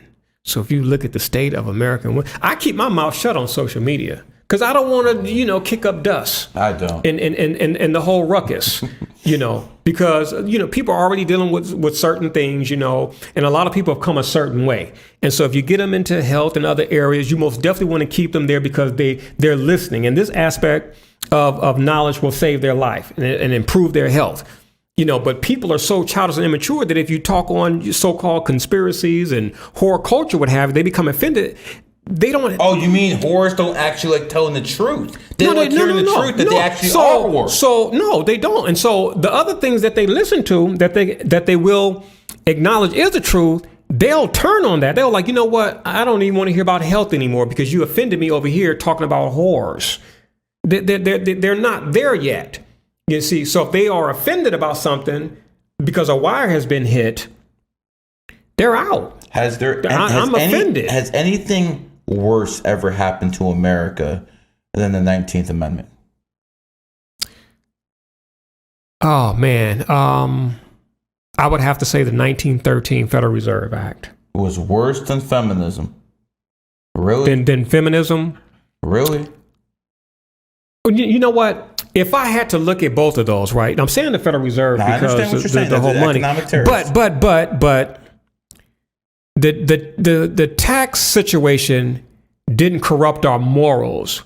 So in that respect, feminism has done more harm to the nation. Yes. Morally speaking. Yes. Than the whole tax, because we were taxed shit back in the 1940s and 50s, and we didn't have glorified whore kingdom. 100%. See, so we were taxed and our women were straight. So today we're taxed and like the women are gone. So I would say that feminism has done more harm than taxation, or was worse than the Federal Reserve System as far as our nation, the morals and the ethics. In numerology, 19 is the number of bad health. I think it's very, very ironic, or maybe it's not ironic, that the 19th Amendment and then you had COVID-19. This is not a joke. 19 was big in the Nation of Islam. Oh, really? Tell us about it. The women, yeah. Dealing with Maryam, and I think there was a book one of the sisters wrote on the number 19. Sister Tanetta Muhammad was big on that. So was the late, great Dr. Ava Muhammad. So 19 was a... Are you telling me the Nation of Islam is into numerology? Yeah, absolutely. Because I forget the brother's name. Was it Brother Akbar? It was one of the brothers who used to write in a final call. And he dealt with the numbers, like the number 11, the number 19. So numerology was most definitely dealt with in the Nation of Islam. Is it safe to say that Louis Farrakhan either has a numerologist working for him or he's one himself? It could be either. He knows about the numbers. He is born on 11. He does have a 33 on the back end of his birthday. Farrakhan has given a lot of lectures, a lot of speeches where he dealt with numbers, the number 7, the number 9, the number 19. So either or. But he's most definitely into numbers. Absolutely. Let's go to Louis Farrakhan now. He is born on the 11th, obviously very charismatic and stuff like that. But he's also a 5 life path. And 5 deals with sex. Is this the type of man who is a one-woman man, or is he going around basically not being Islamic? If you want to say the 5th, that's fine. No, I'll deal with it. Remember when I told you that there was a time I believed the man could do no wrong and the Messiah? And well, you sure? Oh yeah, in the 2000s, I went to Chicago. I hooked up with a good brother who was in the Nation of Islam, in Mosque Maryam in particular. And I had told him about a dream that I had. I think I mentioned it on the last podcast we did. You did. I had a dream where Bob was in a limousine with Mr. Farrakhan, his son, and his son got out of the limousine, jumped over this big concrete or brick wall, opened up a sliding glass door, and went into a woman's room and got busy. This is came back out. This was a dream. This was a dream. Okay. This is the son. Mm-hmm.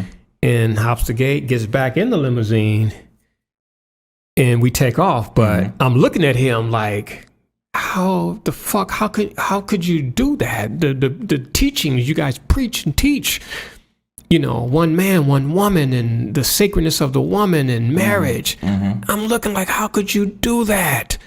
And he just looked at me like, motherfucker, you know what time it is. Like, you know, got my motherfucking swerve on, you know? And so I remember rising back to the 3D state, messed up, like, damn.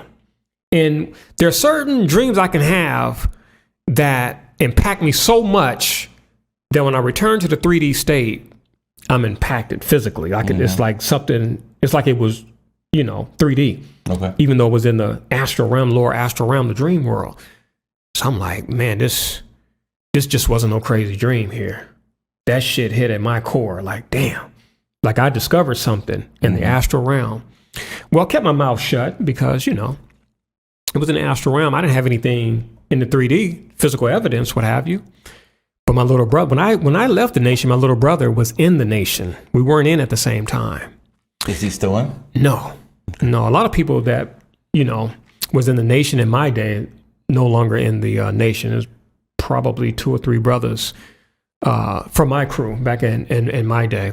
But my little brother came home one day. He was very distraught, man. I said, what's wrong, man? He said, man, we had to do post for Minister Tony, and it was Minister Tony, Captain Shahid, and the minister's son. And I'm like, okay. He said, it was women from the club, Christian women, right? Worldly, when I say Christian, I'm not saying biblically Christian women, like with the biblical Christian woman virtues. I'm not saying that. They're not virtues. When I say in the hood, Christian women, like those women do whatever. The Christian women are good to go. They're sinners. And all they got to do is pray to God, go to church, and it's all good, and they'll do the same shit the next week. So when I say Christian women, that's what I'm talking about in the hood. And my brother said, yeah, man, they were like Christian women. They were in a fish net, leggings, what have you, and breasts exposed, and just women that Muslim men shouldn't be with. And I said, what's the problem? You guys were doing, security. He said, yeah, but in hotel rooms. And I was like, get out of here. He was like, yeah, bro. Went to the hotel and we had to, stand outside. I was like, so he was like, yeah, my brother was like me. A lot of people back in the day followed my lead. And I can believe that. They followed my lead. I've always been a leader my entire life. Do you consider yourself an alpha? What do you mean alpha? Like alpha male? I probably have alpha traits, what have, but I don't subscribe to. But you consider yourself a leader. My social security numerology is 1. So 1 is the leader. Alphas follow you. Okay. Correct? Yeah. I when I look back in my past, I've had a lot of people, roughnecks, toughies, what have you. Like I was the counselor, man. Like 100%. they came to me. 100%, man. I had rappers, I had gangbangers, I like all type of people, man. But what I was saying is that I've noticed that my entire life I've been the leader. I remember being in kindergarten, man. And like I just became the leader, just walking around and shit. I wasn't, like righteous. You used to mess with people, what have you, like 5 or 6, what have you. But I was a leader of the damn pack, man, even back then. But wait a second. I look at you. You don't look like a muscular dude. No, You don't look like you have a whole bunch of bitches on your team. No. But this is what Red Pill teaches us. They tell us you have to be a bodybuilder. They say you have to fucking have a whole bunch of whores on the team. What do you say to that? Believe it or not, my paternal side of the family are bodybuilders. My little brother, Mike, dude was like Lee Haney Jr., man, muscular. He did do that juice, though. Saheed and all the other brothers. So this is in 1989, right? So in the hood, it was a lot of that going on, you know, wearing the wife beaters, lifting weights, what have you. That's just how it was. You know, in the hood, a lot of brothers went to jail and they picked up the habit of lifting weights in the jail, because if you went to jail, you came back, you were on swole. Mm-hmm. You were on swole. So, you know, jailhouse culture, you know, pretty much saturated the hood, you know, and yeah, oh, absolutely, okay. Yeah, absolutely, yeah. We have jailhouse culture, so the sagging and you know, the ears piercing and all of that. Can you know, tell people what the sagging actually means? That's it's jailhouse culture. See, in jail, when you would sag, that was like showing your ass. You were marketing your goods. You were advertising. So if you have your pants hanging down, you show your ass. What would you show your ass as a man? You're basically saying, "Yo, I'm available." Yeah. So that's some fucking faggot ass shit. Yeah, all that cripping and blood. And look here, man. Look in L.A. Back in the 70s, you can watch the Al Pacino movie Cruising, and there's a little scene in there dealing with the color of the bandanas. Mm-hmm. The blue bandana and the red bandanas were used by the homosexuals before it was used by the Crips and the blue. No, seriously, this is serious talk, man. And the right side and the left side denoted, you know, genders. The right side was masculine, the left side was feminine. Mm-hmm. So if you wore the blue rag dealt with anal sex. The blue rag dealt with anal sex. So the homosexuals in LA and Hollywood back in the day, they didn't say like, "Hey man, you want to fuck me in the ass, man?" Or "Hey, can I fuck you in the ass?" They didn't talk like that. They would wear the bandana. So if you wore the bandana on the left side, that meant you bent over and you got, you know, plug tuned up the butthole. And if you was wearing the blue rag on the right side, you were doing the plug tuning. There was no conversation. So the origins of Crips and Bloods J. are pretty Hoover, much straight up from homosexuality. J. Edgar Hoover put that homosexual thing in there. See, the Crip is a counter-revolutionary. And by the way, J. Edgar Hoover is a known homosexual. He was the guy who started the FBI. Yeah. His lieutenant was his fucking lover, Clyde Tolson. And by the way, this is the only homosexual I won't attack too much because he killed communists. Okay. So that I'll give him a little bit that's of a true. pass. That's true. But that's other true. than that, he's a fucking fag. Yeah, and Meyer Lansky and Lucky Luciano had pictures of him blowing Clyde Tolson on the side of a building in Cincinnati, which is why J. Edgar Hoover denied the existence of the mafia. Whoa. Go back and say that again, because I never heard that before. Yeah, Meyer Lansky and Lucky Luciano had photographs of J. Edgar Hoover on his knees filleting Clyde Tolson, because Tolson was the man in the relationship. Hoover was the bitch. His name was Mary. That's why they never went after they couldn't. They would have they would have blackmailed him. Wow. So they had a picture of J. Edgar Hoover on his knees sucking Clyde Tolson's dick. And they sent that to Hoover, and he knew that. So you go back and study Hoover. Hoover always denied the existence of the mob. And we know the mob exists. We know the mafia, La Cosa Nostra exists.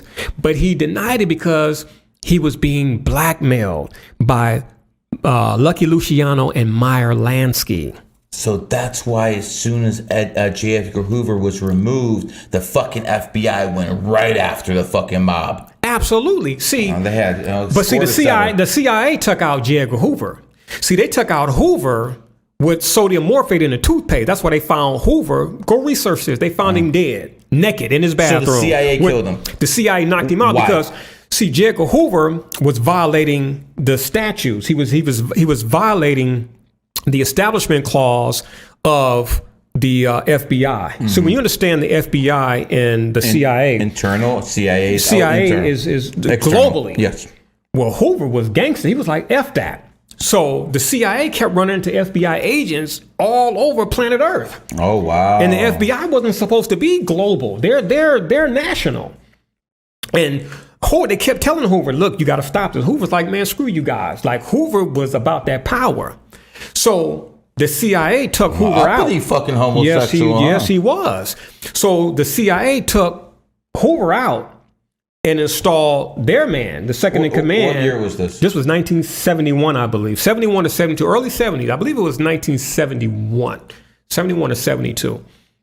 And so Hoover was found in this apartment. Bush ordered that. He was in charge of the CIA. No, around that was later. He was an agent. Yeah, he was an but he agent. wasn't in charge. He was in charge in '76. He was one of the guys. He was no. Bush. When we talk about the Kennedy assassination, we got to talk about Bush. 100%. But Bush was the head of the CIA in 1976. So the CIA took out Hoover in 1971 to get the FBI out of the global market, the intelligence market, and to be relegated to the United States, the domestic United States. But what a lot of people don't know, even though the CIA is international, right, global, those motherfuckers operate domestically. Of course. They were on the scene when Senator Robert Kennedy Sr. was assassinated, the CIA. And they're not supposed to be on American soil, operating on American soil. So it went both ways. When the CIA was founded 1947, Year of the Pig, their number one enemy was President Kennedy, was born 1917, Year of the Pig. Pig and snakes are enemy signs. That's why they call it the Bay of Pigs. That's why they call it the Bay of Pigs. So basically, here's what happened.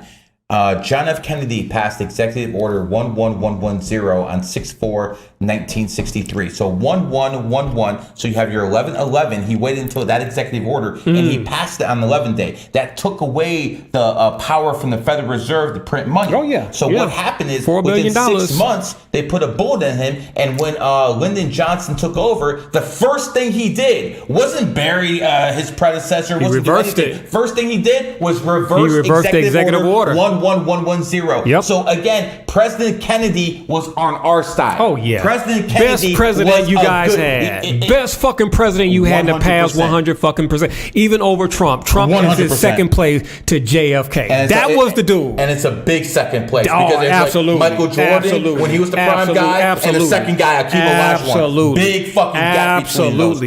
Kennedy was the dude. I want to make this abundantly clear. I'm a hardcore conservative now. A lot of people have even said I'm alt-right, whatever the fuck that means. Damn. They call me fucking everything. I'm a Jew. They're calling me alt-right, okay? So here's basically what I want to say. I respect President Kennedy more than any fucking other American official ever, except with maybe George Washington. How he crossed the Delaware. That's a long time ago. We're talking modern. He had some balls. The shit he did in modern day times, man. That dude had some balls. That's my dude. And he was charismatic too. That was my dude. He had a lot going for himself, man. He was born on 29, 2 and 9 is 11. Yeah, he had a lot. He had a lot going for himself. He did have one problem. He liked whores. Yeah, and he did. Marilyn Monroe, while she was fucking Fidel Castro, she was also having sex with him.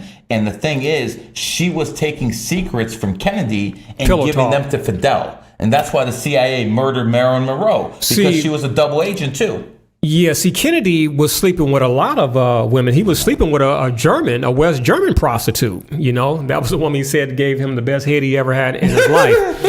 But what a lot of people don't know, Kennedy also said Marilyn Monroe had a little stank on her too. I bet she did. Infection much? Yeah, that woman, the hygiene, she'd been around too much. So usually when it's filed down there, the woman is filed. You mean she's been ran through? Oh, absolutely. I mean, the woman had 12 abortions, man. I mean, what? Yeah, Marilyn Monroe had 12 abortions. Yeah. I hope you're burning in hell, you fucking whore. That woman had 12 abortions. 12 abortions? Yeah, this is the fucking 60s? Yeah, how do you have 12 abortions? The 50s and the 60s, that's man. Sick. But we're dealing with Hollywood, and so now the whole world is, I should say, like all of Los Angeles, all of California, is Hollywood. It's kind of trickled around the nation. I don't think most women have 12 abortions. That's something else. But when I say trickle in this nationwide, it's the pockets. Yeah. New York, right? New York is 3,000 something miles away from LA, but New York, they got their shit, the LGBTQ, and they drag stuff, man, and the whores, and they glorify whore culture. There's nothing worse than San Francisco. But that's California, though. Yeah. That's like California is the capital. Don't get it wrong. California will always be the capital, okay? But, shit going on in Las Vegas, shit going in New York City, shit going in Atlanta. That's a capital, gay capital for black men. Say it again, because people don't know that shit. Oh no, Atlanta is the capital. It's the gay capital. For black men. The black gays, black gays. Atlanta is the capital. I remember the last time I went to Atlanta. ATL. Yeah, the last time I went to Atlanta, I could feel that shit here, man. And then when I got to the hotel, the dude was flaming and shit, and it's like, that shit was really weird, man. Because I'm like, man, the homosexual energy is just fucking low. I was in the air. And I'm like, I'm going into like fucking Sodom and Gomorrah. Like I just kind of felt that shit. Yeah. And then I got to the hotel, the motherfucker was just flaming. He told me about some vegan restaurant or what have you. And I was like, God damn, you know, and I'm biased, you know, and I'm like, oh, in Atlanta, women, like they're there and you want pussy. Yeah. You want the ass. All these women, all these beautiful curves and beautiful shapes. You want pussy. And motherfuckers want to suck dick. You want pussy. No, get some booty. You know, and so I'm like, man, you know, let me just chill and let these people like do their thing. I'm just visiting. Even though I'm from LA, we got a Hollywood in our backyard, but still, I'm from South Central, so the energy is 180 degrees. The energy in South Central, even 180 today, degrees. They're not pro homosexuals, right? No, that energy. See, you have to deal with like vortexes, if you will, like cities.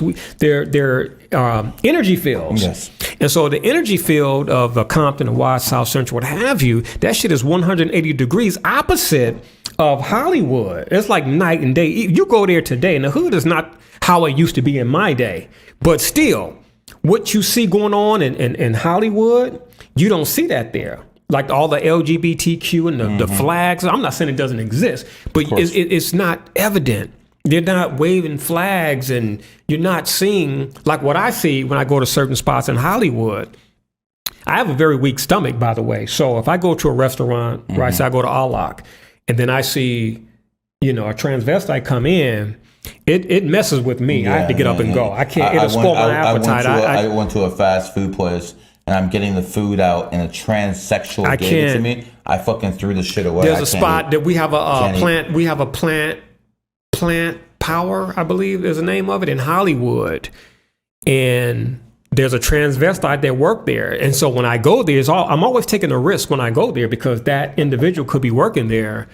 And when it is, I just turn around and just leave. Like, damn, I drove out here for nothing. I'm that sensitive. I used to go to a veggie grill in Burbank, and they had one out there.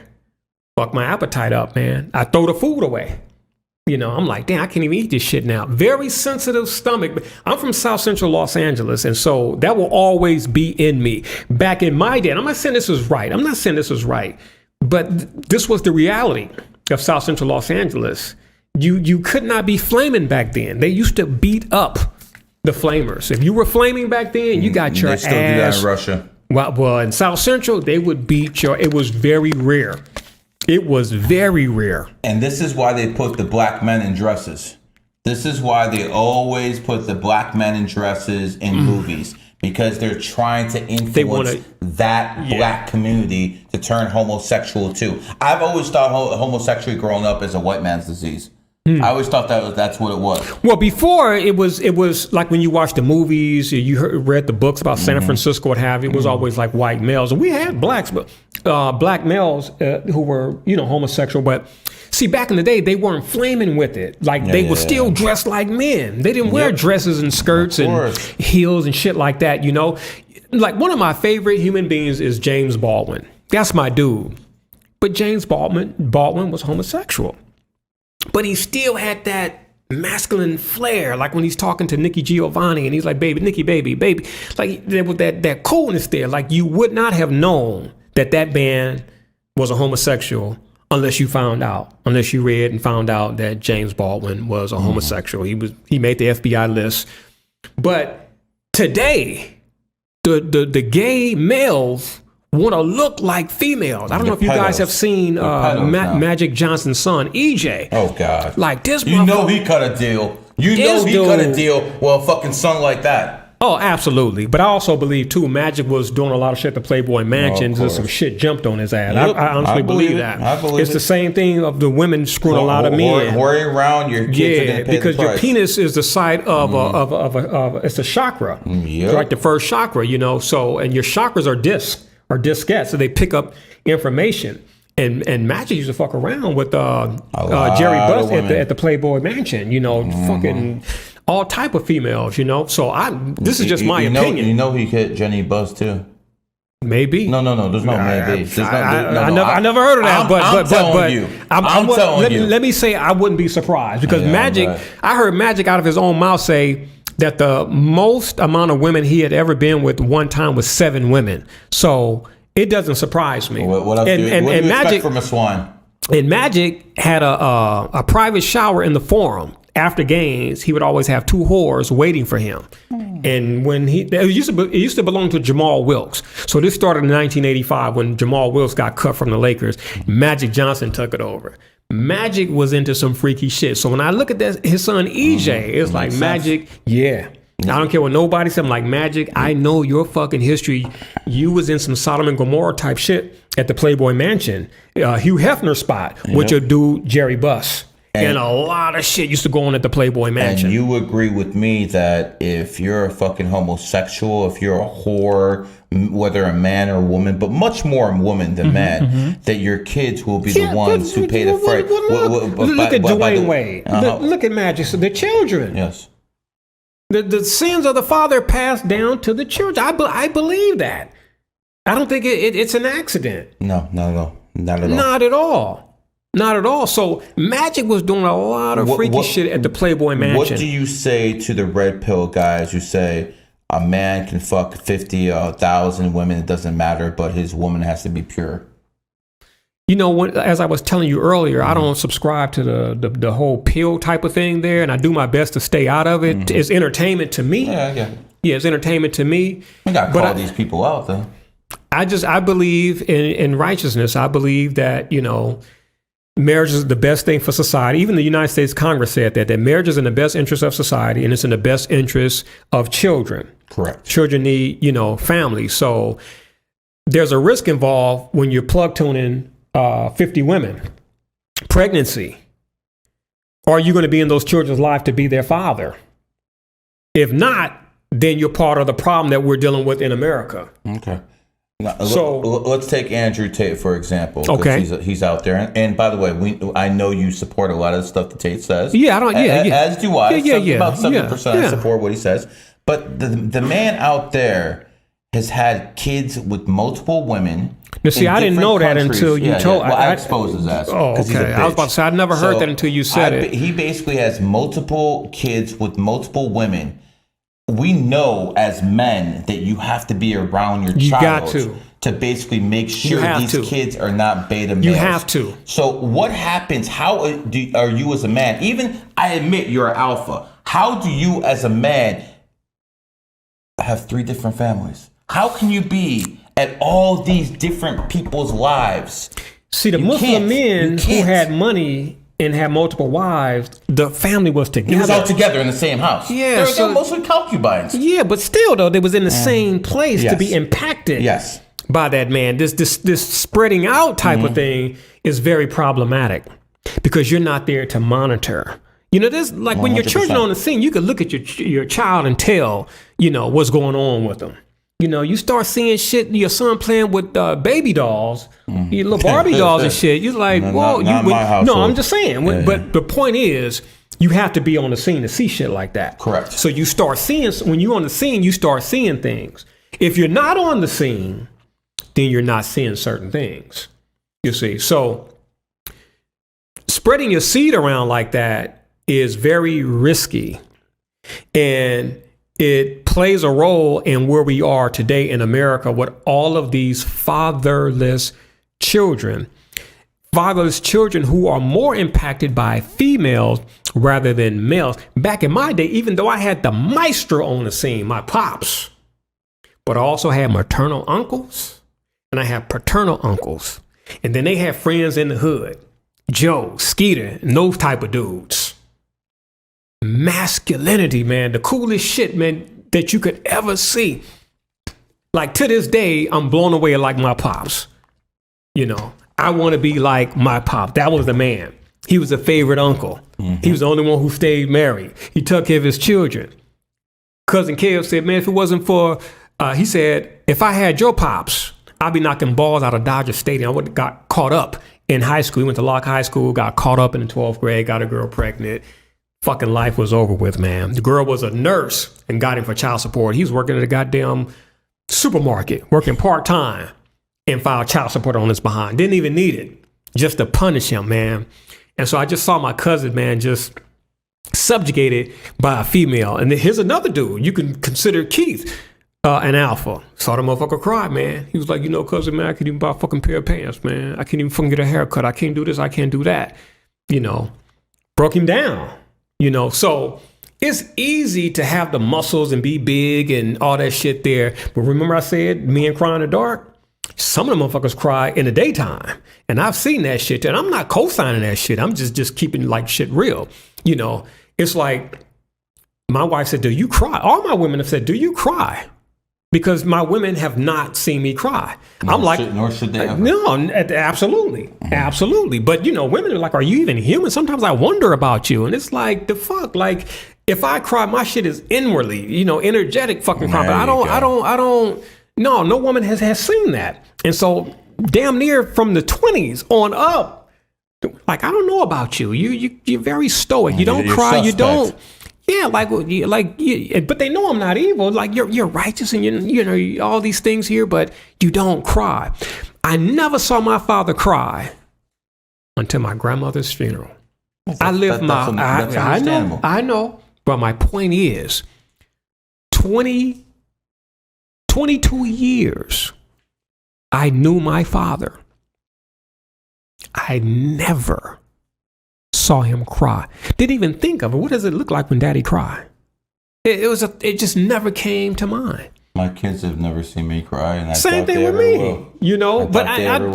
We're human, and so we have that in us. But like you just said, that's something that we shouldn't be doing, because as soon as a woman see that shit there, it's lights out. It's a wrap. Like I always tell people, man, it's a wrap. If you're a man, whatever your problems are, they are your problems. Your fucking They're problems. not the woman's problems. Because if you try to basically share all your problems to your woman, what you're going to do is basically masculinize her. Absolutely. And then she's going to fucking be more like a man. Absolutely. And then she's going to start arguing with you more. Absolutely. You don't need that nonsense. Absolutely. You don't need any of that nonsense. Absolutely. As a woman, though, whatever your girlfriend or your wife, much more your wife, whatever her problems are, they're your problems too.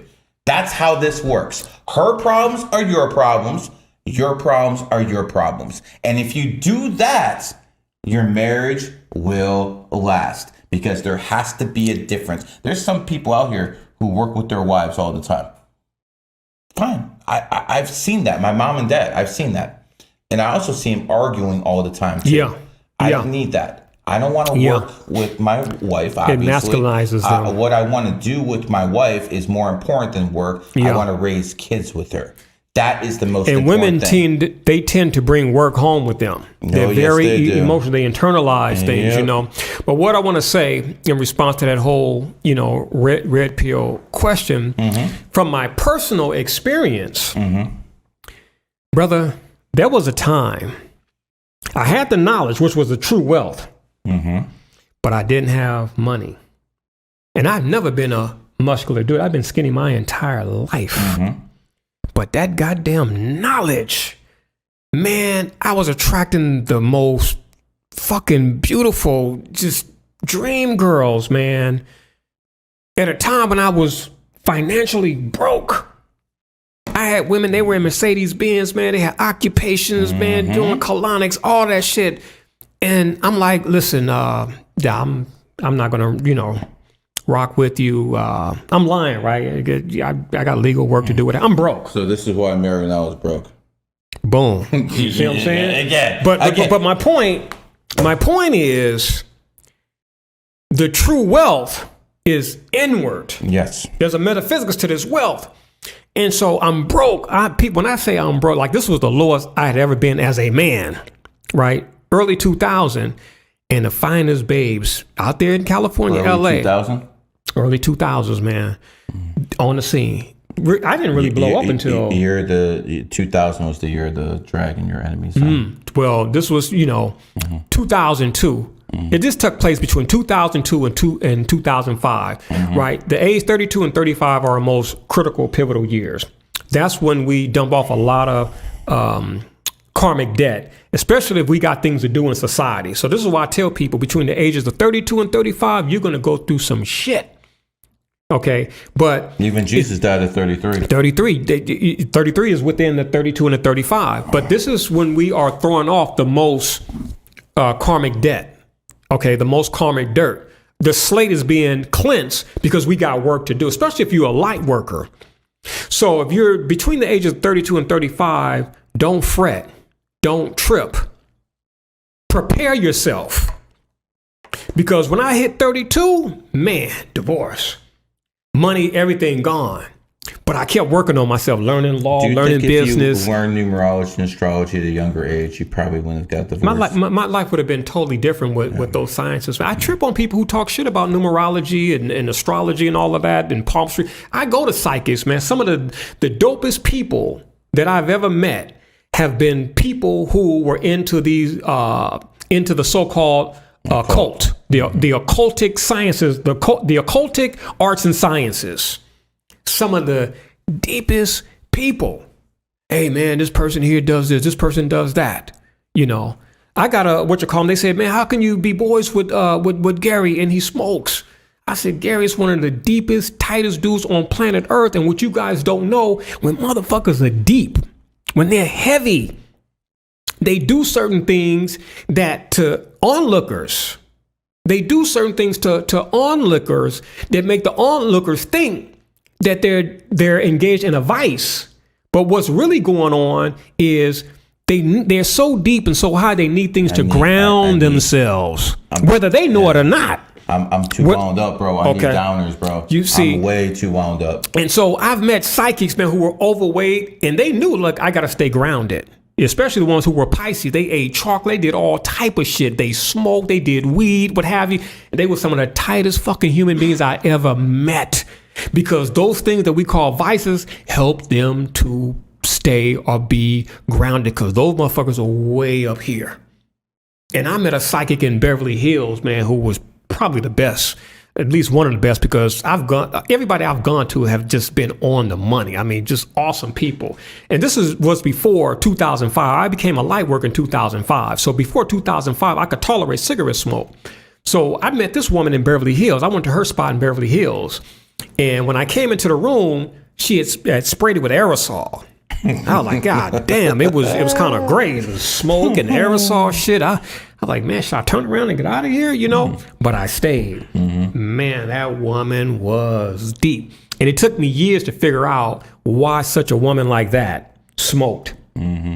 She was out of here, man. She was, ethereal, man. She did astrology. She did numerology. She was a psychic. I mean, she was an elderly woman too, man. She was tight. She was one of the best I'd ever gone to, man. So when I learned that there, I'm like, look, I'm going to these people for their skill, their craft, their science, their art, what have you. That's what I'm there for. Fuck all the whole judgment, what have you. This is what I'm going to tell people about marijuana. I agree. Most people shouldn't smoke. I agree. I'm not most people. Geniuses. There are some exceptions to the rule. Geniuses can do whatever the fuck they want. There are some exceptions to the rule. And I'm a fucking genius, and I will do whatever the fuck I want to do. And I want people to understand, I don't smoke weed for me. I smoke it for you. Because if I didn't smoke weed, I'd be fucking doing some much, much more things the government's against. Now, see, here's the difference. Now, I grew up with weed smokers, right? Homeboys and cousins. You're not like them. They're lazy. They don't want to do anything. Those motherfuckers forget things. I'm over here pushing dates. I'm over here doing this. But that's why I said there's a difference. Yeah, so when you heard me say that there are exceptions to the rule, there are exceptions to the rule. And G is one of them. Yeah, I was just about to say that. G is one of them. So he's most definitely correct. There's certain things he can do that you can't do. Because I've never heard this man sit up here and forget things or not be able to spit, especially when it comes to numerology. No. This motherfucker right here just is mind-boggling. Because I'm one of the first person to tell you, like, this motherfucker's a genius right here. The mind is very mathematical. He be pulling shit, man. And just him, that actually matters. This is not some fucking pleb. This dude here. This is coming from Djehuty. If Djehuty fucking says I'm up there, then you know it's the fucking real deal. This man had his shit together. Man, our first conversation, man, like I'd always known. Heck yeah. And I remember Like I don't talk to people for that long. Man, I want people to understand something. man, I talk to people for a brother, living. I was sick and tired of talking to people. I get paid to talk to people Gee, for a living. we spoke for fucking. Bro, I was in Pasadena, bro. I was in Pasadena, man, and we was on the phone 3, 4 something hours, man. And I'll never forget. I don't do stuff like that. Because I was studying CAL, a Korean airline 007, that flight there. So, and I knew it was an espionage plane because I studied some of my conspiracy section. So I knew the 007 dealt with intelligence plus James Bond, right? Intelligence agent for what MI5, MI6. And I talked to you. And you're like, I was in a car. I was in a car. He said, you got something to write on. I said, let me look around, in the backseat, what have you, got some paper, got my pen. You was like, okay, write down this. And I was like, okay, Yahoo. Write down this. It was Google, and it was Facebook, Yahoo, Google, what have you. And it was the 00. Yep. And I had been hearing things about, the government creating social media, all that Mark Zuckerberg shit. You got Zoom now, too. The Chinese got into it. Yeah, And so I'm like, this shit is more than meets the eye right here, that Cal 007, that's just a little part of it, man. You got social media, which is intelligence. I had just been reading about the intelligence agencies working with social media. Now, we all should know that now, the whole Trump thing and Russiagate. Why they call it social media? Because you have the word CIA. Same with Balenciaga. CIA. Remember, that is probably the most ruthless organization in the whole fucking world. They take out presidents. Yeah, CIA is no joke, man. Now, there was a time where I respected that agency because they actually killed communists. There was a time where what they would do is they would focus on getting rid of communism, getting rid of socialism. Now, all they want to do is spread LGBT fucking garbage. And that's what I was trying to tell you, the lab podcast about the CIA and the whole crack cocaine thing. You started with the Sandinistas, was communism. Yep. So that even took place up into the 1980s, what you just said about the CIA. How things change. Things have most definitely changed, big time. But what we got to understand is, we hit like a new millennium. We got the internet, things are digital, what have you. It is a new world order, and not necessarily from a conspiratorial, perspective, man, but just from a whole life perspective. For a lot of us, things have changed so much, man, that a lot of us can't even keep up. A lot of us are like Noah, getting off the boat in the new world, staggering like he's a drunk man. That's what it's like for a lot of people, that the world has changed so much. Or you come out here to Sunny Isles and you live in paradise and just fucking forget about the rest of this shit. There are places here in America where you can go to forget about a bunch of shit. You just better make sure that you don't get caught up in a place that you're not supposed to go. Correct. This is why I'm very thankful, very fortunate that I go to certain places with a certain energy. I never worry about somebody coming in the places that I go to commit a robbery, to shoot up people, like all these little crazy shootings at supermarkets and things of that nature. I go to places where stuff like that just doesn't happen. The metaphysical bookstores, the crystal shop, the vegan spots, what have you. Now, I'm not saying that it could never happen there, but energy. I have a spiritual GPS. I deal with spirit guides and angels. I like that. I'm going to steal that from you. Yeah, I do. GPS, it's like, go here, walk this way, walk that direction. And I've always listened to it, and I've never, ever freaking gone wrong. That spiritual GPS saves my life. And so when you're not conscious and you're into the matrix, what have you, you're not in tune with yourself, you're not in tune with the higher self, you're not in tune with your angels, you're not in tune with your spirit guides, man, you're wide open. You end up in the World Trade Towers on September 11th. You end up on a bridge that's going to collapse. You end up on an airplane that's going to crash or be blown out of the air. It's that spiritual GPS. So when you work on yourself, people, you have no idea what you're doing for yourself, holistically speaking. You have no idea. When we talked about the FBI coming on the scene in 2001, and you asked me, what was it? What did I use? I said knowledge of the law, and also said spirituality, or knowledge of spirituality. Spirituality is my base, people. Spirituality is my base. It is what gives me the edge. Spirituality teaches me to be humble when I'm talking to law enforcement.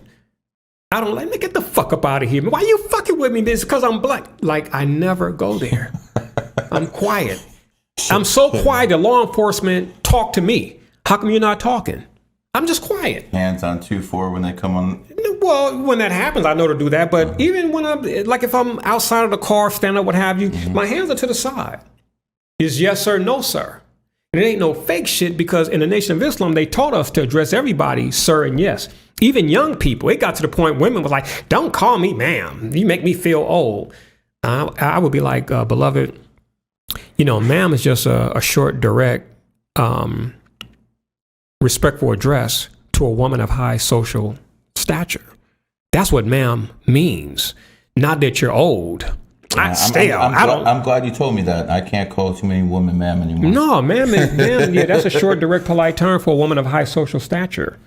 Yeah, that's what sir and ma'am means. And there were plenty of people. I'm quite sure there are plenty of people today that will tell you, don't call me sir, don't call me ma'am, what have you. And they're correct. Because they're not of high social stature. They're of low social stature. And they're not sirs and they're not ma'ams. That's what happens when you have a high body count. Exactly. So, no, they're not ma'ams. Etymology was my thing, graduating high school, which I should have never graduated. They pushed me through, but it was all good. But I had to learn certain things that, I just didn't learn in high school. I didn't make any excuses. LAUSD failed me and Locke High School failed me. I never said the church. I never blamed the church. I never blamed my parents. I didn't blame anybody. At what point did you stop blaming white people? Because you were in the Nation of Islam and you said you hated whitey. You hate the white devil. But no. Hold on. Mm-hmm. Even though I was in the Nation of Islam, I never embraced certain things. You see, so even like I knew that white people had done more crime than anybody else, but I could not. And I knew that. Nobody had to come in and have me look at things from a different perspective. Some people would say Zionists have. No, I went back. No, I went back in my life. I said, go back and look at your personal interaction with white people from day one. And Mrs. Farrell was the first person who came to mind. This woman will always be with me. Like this woman, Grandma Sis, Maria, my mother. And after that, Mrs. Farrell, a stranger, just happened to be a Caucasian. But the things this woman did for me, like reading and the art, what have you, I'm 53 and I'm still impacted by what that woman did for me. And that was back in the 70s. We're talking 1977, 1978. 53, brother. Oh, well, thank you, beloved. Where the gray hairs at? I mean, they're there. You just got to look, A little hair color, you see little strings coming out, what have you. I'm not an alien, but thank you. But I'll never forget Mrs. Farrell, Caucasian. And so when I go back and look at my life, those who benefited me, it's kind of hard to believe somebody is a devil, a doer of evil, and they've never done evil to you. They've only done good to you. And some of them have done, in many cases, a lot of them have done more good for you than your own people. So I don't know if I covered this on the last podcast. When I left the Nation of Islam and I went back to Torrance, I went to Rolling Hills. I went to Rolling Hills to see the movie The Client. And I had a conversation with myself. I'm like, damn, the nation is your people. Black people are your people. But you're here in Torrance, California, a predominantly white neighborhood, watching this movie here, and you feel better here than you do at the mosque. Now, being true to yourself, where would you rather be? If you had a choice dealing with you, not black people, but you, where would you be? I'm like, fuck. I would choose Rolling Hills. Not because of white people. See, the thing about Djehuty Mara, I don't do things for white people. Oh, you kissing up to white people, you please. Man, go back and listen to my videos 10, 11, 12 something years ago. I just keep shit real across the board. I'm not trying to win over people. I'm not trying to get anything from anybody. I love my life so much because I'm responsible for it. I'm not worried about the white man. You're always happy. You goddamn right. Every day of my life, I'm happy. Whenever I see you, whenever I talk to you, you got smiles. I don't ever see anything negative. You're just a very positive person. It's here. And I had to learn that, man. I had to learn that, positivity. motivation, inspiration, devotion, all of those things, abundance, affluence, prosperity. I had to go against past programming, the whole victim consciousness, the poverty consciousness, man. I had to redo those things, man. My children don't even have 1% experience of my lifestyle as a little boy. Are you worried they don't have. Are you worried about that? Why would I be worried about it? They might grow up soft. No. I'm on the scene. My boys are like with me. Yeah, so, but they're not going through the experiences you were. But they're gonna get. It's gonna be different. When you were walking through the streets of South Central, you probably could have got jumped. Yeah. You could have got your ass whooped. True. I highly doubt your kids are walking in a neighborhood where they can get jumped. No, they're not, because they're in a great neighborhood. Exactly. But because they're homeschooled, I have to give them those lessons. So I have to teach them certain things that they could come into contact with. So just because they're not going to get it because they're in Lily White, Glendale, which is a safe community, I still teach them things as if they were in South Central Los Angeles. When you're fighting, you need to step on that toe. Okay, when you move in, make sure you step on that toe. That person cannot move back. Now, my boys are probably never going to have to use it, but I'm still teaching them that. Sons, when you strike a blow, hit at the chakra, hit the throat, hit the Anya chakra, or between the chest or the genitals, what have you. When we're like wrestling, what have you.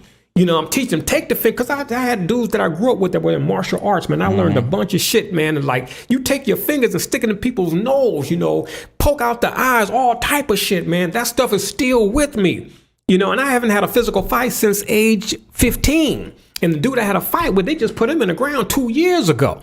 I don't even remember what the hell we were fighting over, man. No, this was a woman. This was stress, man. He owed $200,000 in child support in arrears. He was stressed. He had a heart attack. He died of a heart attack. The state got another one.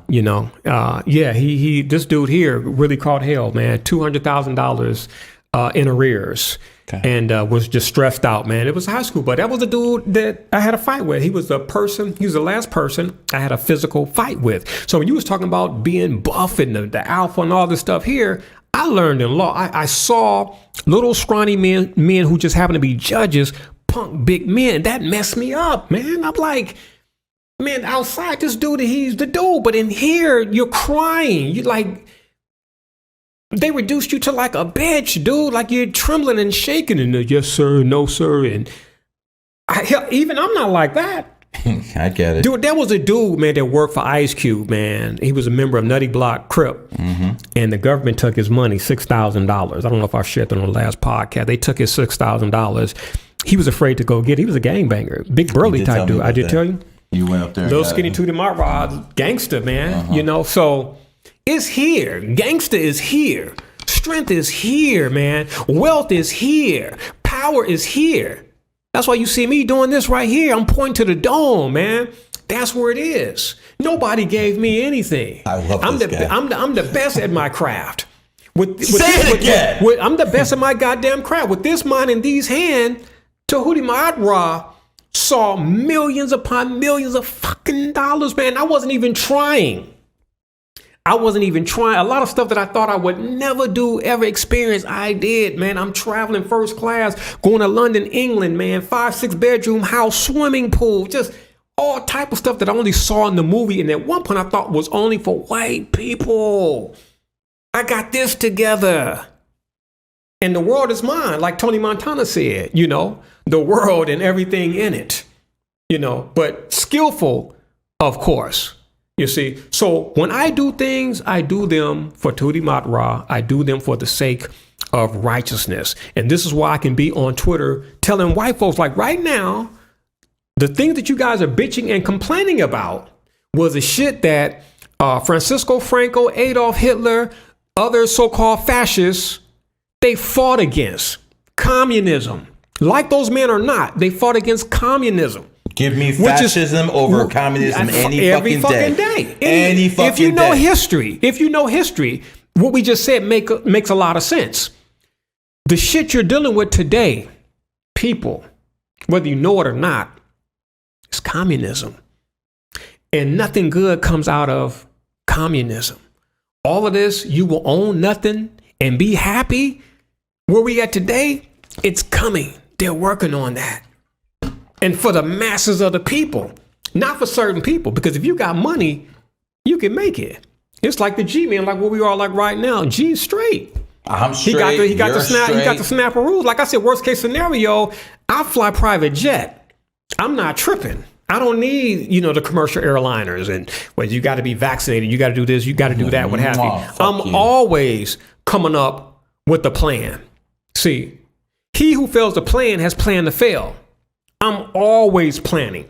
How'd you learn this legal strategy? I was in my mind. Nothing was going on. I just gave myself the scenario. And what would I do? When I go places, I'm looking for certain places like, okay, if this motherfucker caught on fire, what would I do? Where would I go? If Michael Myers came in this motherfucker, with a damn big knife or Texas Chainsaw Massacre, right? Where am I going? What room am I going into? Is this bed high enough for me to get under? Like, that's how my mind works. I am always thinking. And then I write. It becomes code. I codify things. And then I apply my code. And that's where the success comes from. But in applying the code, that's action. Knowledge and then the action. You gotta have the actions. Like even when I was into sovereignty, it was the actions, putting shit in the mailbox, sending shit to the DMV, to the state government, to the federal government, IRS. You just enjoy sticking it to the government and looking for any way possible. No, but here's the truth. Here's the truth. I really want to know certain things. Hey, listen, I get is there a difference between driving or traveling? Tell me, because I want to be complying with the laws. I'm not trying to catch any cases, headaches, what have you. I want to do the right thing. I want to be a law-abiding citizen. But I found out that those who are supposed to enforce the laws actually break the laws. No, of course.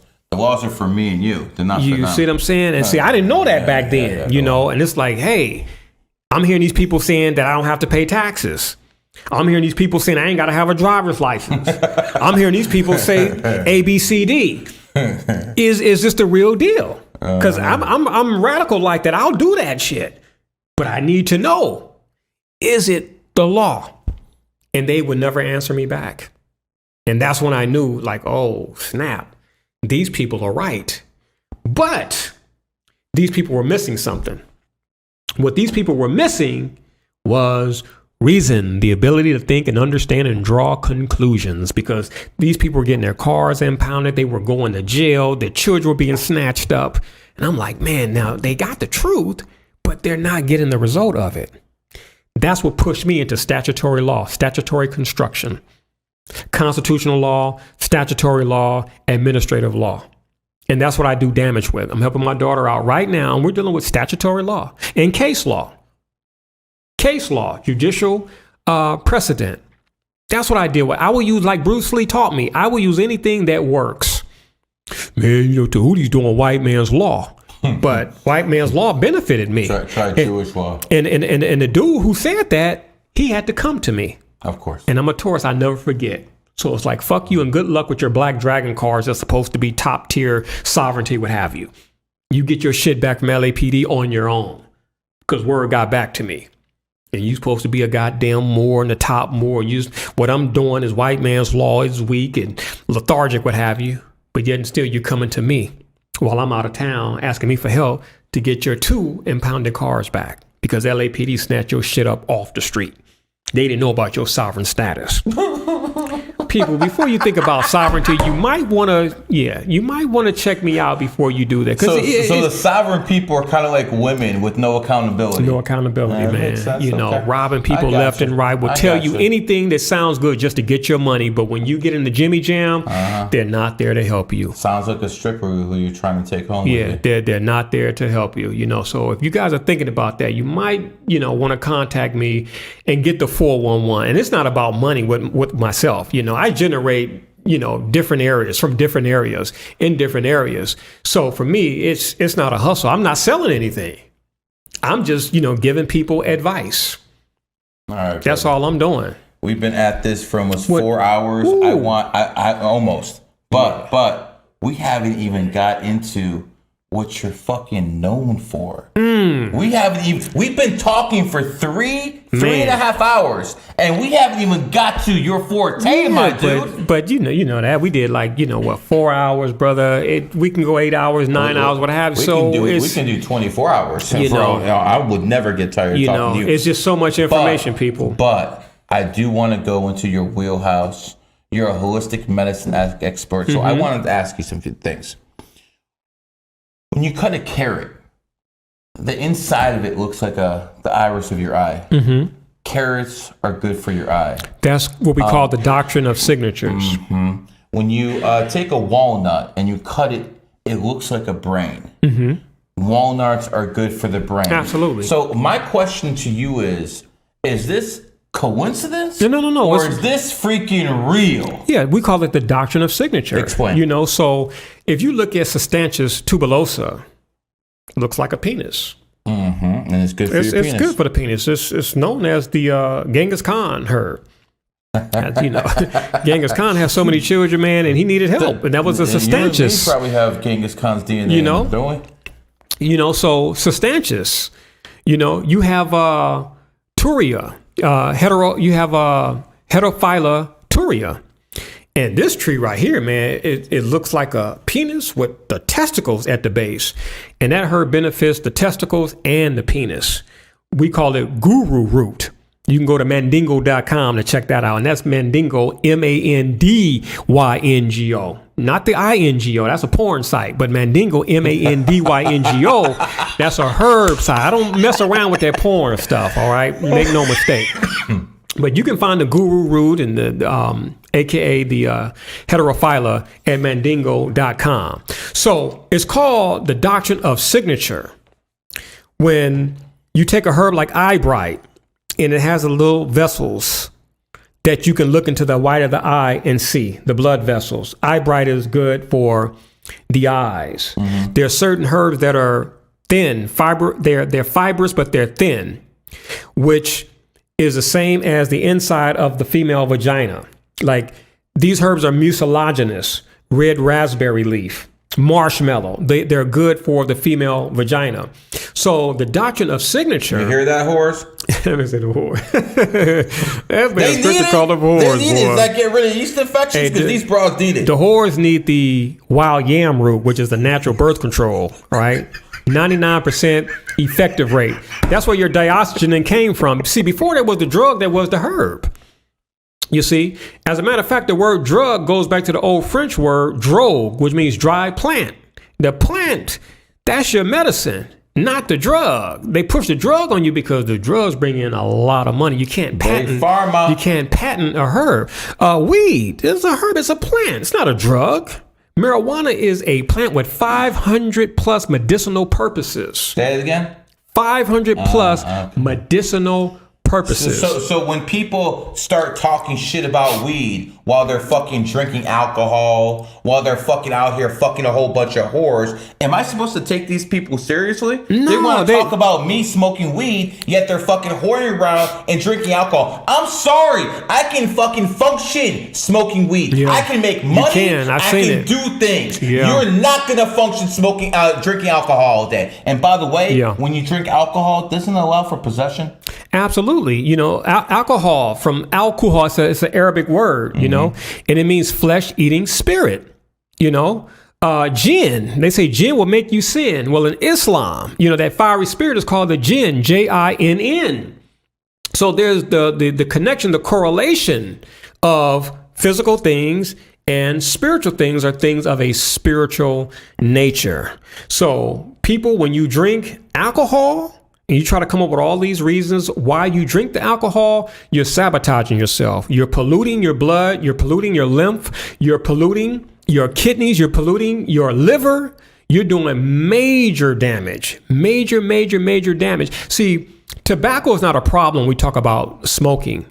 It's the type of tobacco that you're smoking, and it's the other chemicals that you're smoking. Cigarettes have 700 plus ingredients that when you put fire to the cigarette, turns into 1,400. Now, tobacco is sacred to the Native Americans. What did they know that we don't know today? See, it's the chemical invasion. It's the same thing I said about meat. It's the same thing I said about water. All the stuff that we can talk about, the water is toxic, the food, the meat, and the dairy products, and the pharmaceuticals. Is it basically it's chemicals, beloved? Is it true that smoking tobacco increases testosterone? That's what I've been hearing from these alpha pill guys, red pill guys. If you smoke tobacco, they're saying that it to increases. No, they're saying that to justify, because when you look at the Native American, the Native Americans, they got us beat. They didn't have a low testosterone issue like we have today. So they knew about testosterone. They knew it was the raw pine pollen. They knew it was the marijuana. They knew it was the epimedium, the AKA a horny goat weed. They knew sarsaparilla root. They knew the plant. So if you want to boost your testosterone, nothing beats the plant. As a matter of fact, I challenge you to look up bull bean natalensis. There's nothing on planet Earth that comes close to bull bean natalensis. All right, go through a list right now of what plants are best for testosterone, because I keep hearing people, yo, inject some testosterone in you. And no, from where? Where's that testosterone from? That's exactly. A fucking chemical. It's going to shrivel up your balls. Your balls are going to shrink. I'm thinking, wait a second. Why would I put testosterone in my body? That's like putting fucking sperm in my fucking body. Am I wrong? No, that's idiocy. You don't have to do that, people. Look here. When we say horny goat weed, we're talking about a goat. What's the symbol of Playboy magazine? A bunny rabbit. We're dealing with fertility, sex, screwing. Okay? What is a stud? That's a horse. A man who's a stud is some dude that he can throw pipe. Leg game is strong. So when you look at the bunny rabbit, the stud, the goat, straight face. I'm just being real. They're eating the fucking plants, man. You heard of the term soya oats? We have a herb called oat straw. That is a herb that boosts or increases testosterone, but also increases sperm count and improves the quality of sperm. Man, you got dodder seed, you have black maca root, you have bull bean, natalensis, you have Africana pygeum, you have mirapuama, you have cistanches, you have cubraucho, you have sarsaparilla. There's hundreds of. Motherfucker, are you kidding me? Go to mandingo.com. Let me tell you something. No, I'm not going to even go off into that. I was about to say I'm 53 and some other things there, but I would have said something that would have probably had the phones blown off the hook at Mandingo, because I don't care what I know what you're about to say. I don't care what the age is. You can leg pipe for an hour to 2 hours. Like it's real. I'm talking about an hour to 2 hours. Not that women really want that. But all that, as you age, your shit, just add some BS. There's some plants out there will blow your freaking mind, people. While these motherfuckers are paying for Viagra and Cialis. Man, you don't need that stuff there. All those fields, sildenafil, vardenafil. I'm 45. You don't need that shit. That's going to mess with your vision. It's not going to have an effect after a while, but it's going to mess with your vision. It's going to cause headaches. It's going to cause nosebleeds. You don't need that. Nosebleeds, brother. Yes. There's a great documentary on UFO television. I think it's called Pharmagate. And Dwayne Johnson. Yeah, that's actually his part where he's explaining the side effects of taking those Dwayne Johnson? Wow. He's in that documentary breaking it down. You know that documentary got buried. Yeah, it's on UFO television. It's the only place I know where to watch it. But that's the real deal. So there are a lot of dudes taking things, the supermarket sex pills, stuff they're buying off the internet, but they're complaining about the headaches. And they're saying like the stuff don't work. Well, after a while, it's not going to work. There are natural things that you can take day in and day out, because you're not taking it to be erect, to bang some chick. You're doing this even if you're not with a chick. You're taking these things every single day. They become part of you. They get in your blood after like 3 months and you're good to go. So no matter who you with, you can perform. You ain't got to pop a pill in order to get an erection.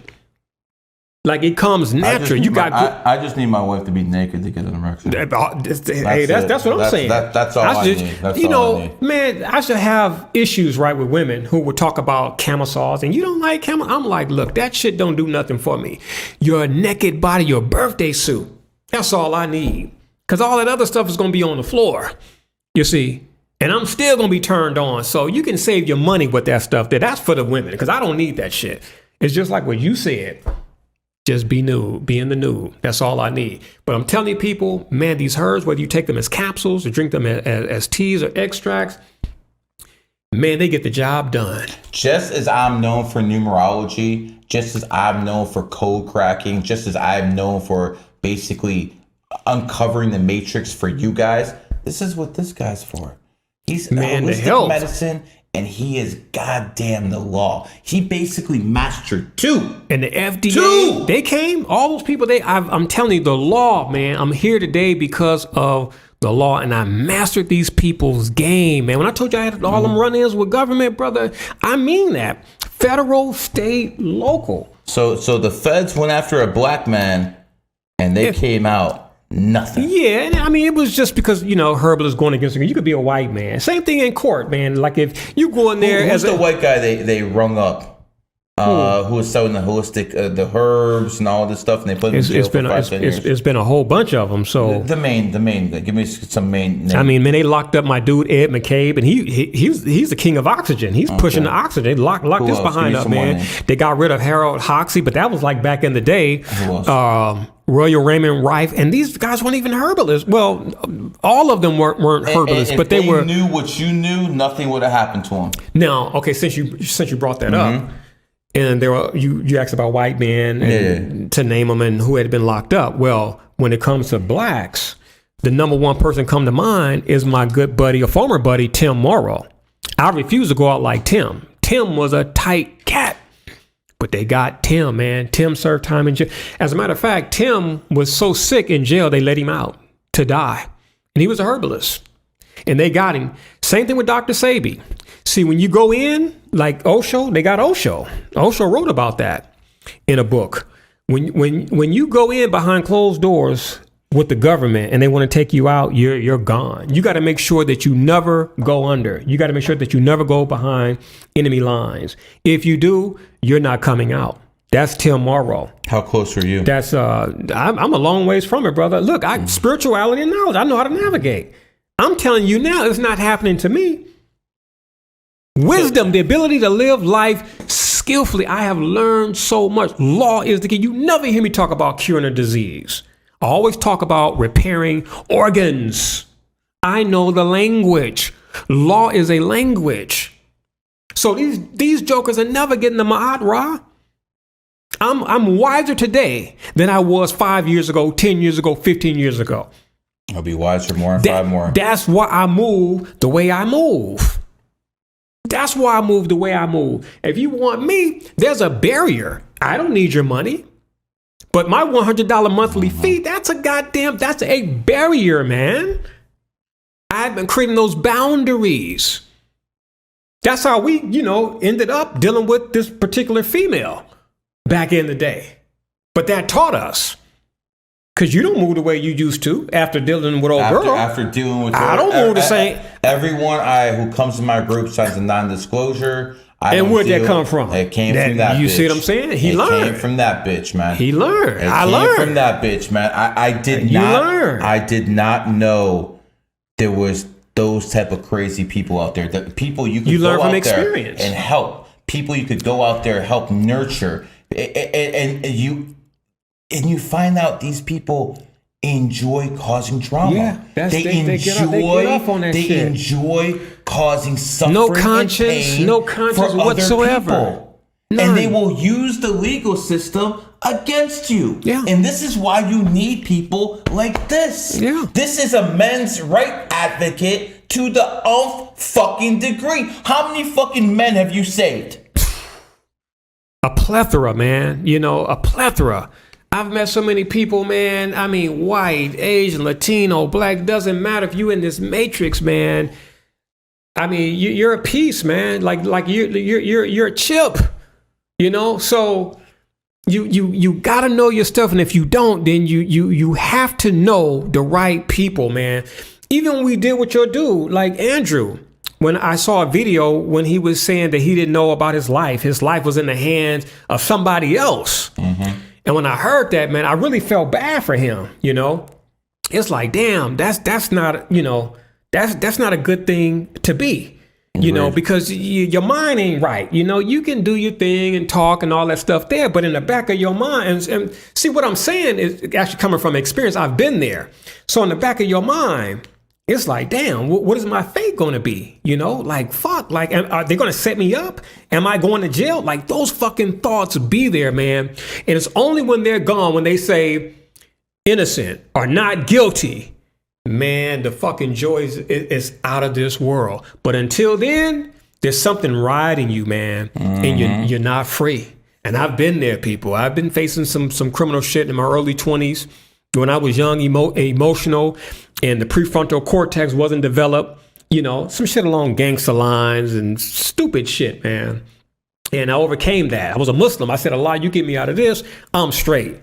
And I got out of it, and I never, ever looked back. And the thing, kept your promise. Damn right. You know, you damn right. I was like, you know what, Ho T, Keeb, and all y'all. Yeah, I've heard so many gamblers say, "Yo, God, get me this back," and I'll never do it again. And I meant that shit because that was the first time I was experiencing, you know, what I was experiencing, like facing jail time, and that shit didn't feel good, you know. And I couldn't tell my parents, I couldn't tell my girlfriend, and I'm like, fuck, like how am I going to tell people I'm going away for like 6 months, what have you?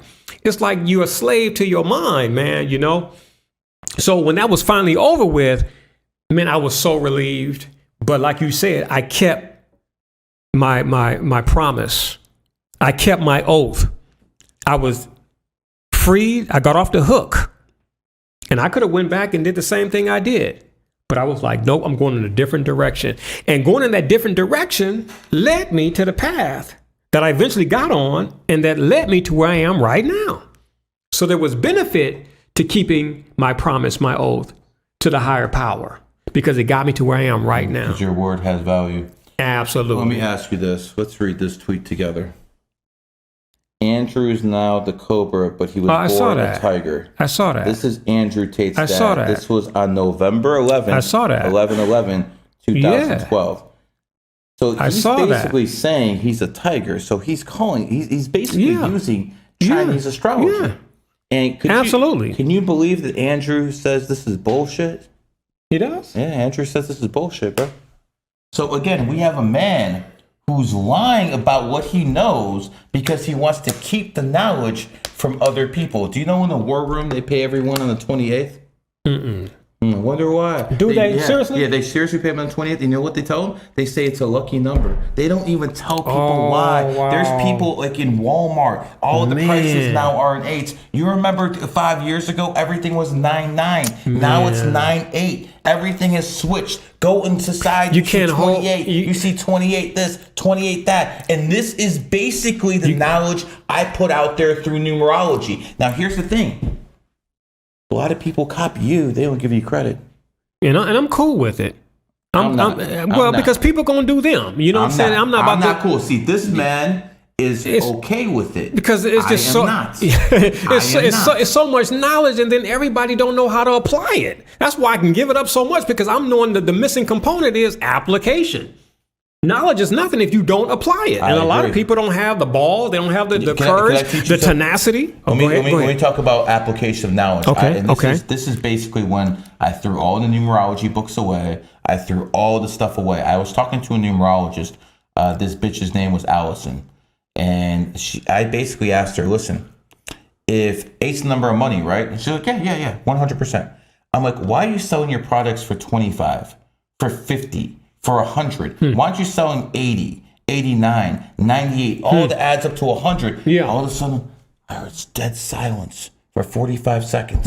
And then she told me, I never thought about that. So at that point, I was like, wait a second. You've been at this for 40 years, but you never actually applied what you're teaching in everyday life? Fraud. I'm done. At that point, I was like, you know what? I'm doing this myself. I threw all the books away, threw everything away. I went up to people, what's your birthday? In the elevator, what's your birthday? In the grocery line, what's your birthday? Experience, application. I used to go to fucking cemeteries, smoke weed, be like, this guy is born on this day, he died on this day. Figure out why. You're not leaving this fucking cemetery until you come to some fucking conclusion. And that's why I used to do that for 4 or 5 hours myself. Application.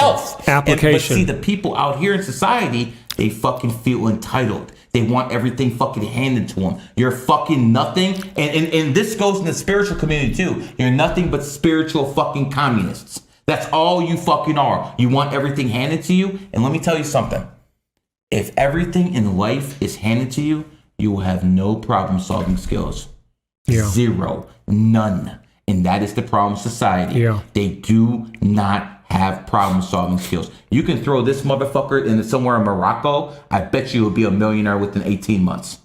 You could take everything away from him. Yeah, exactly. And I'm willing to bet he will be a millionaire, and he won't be blaming the white man. He won't be blaming the fucking government. He won't say, oh, the Jews are holding us down. You know, that's the funniest thing I hear. Mm-hmm. Yes, scientists run shit. Mm-hmm. No one's disagreeing. Yeah. Okay? But let's keep it real. We're living in the most prosperous time in human history.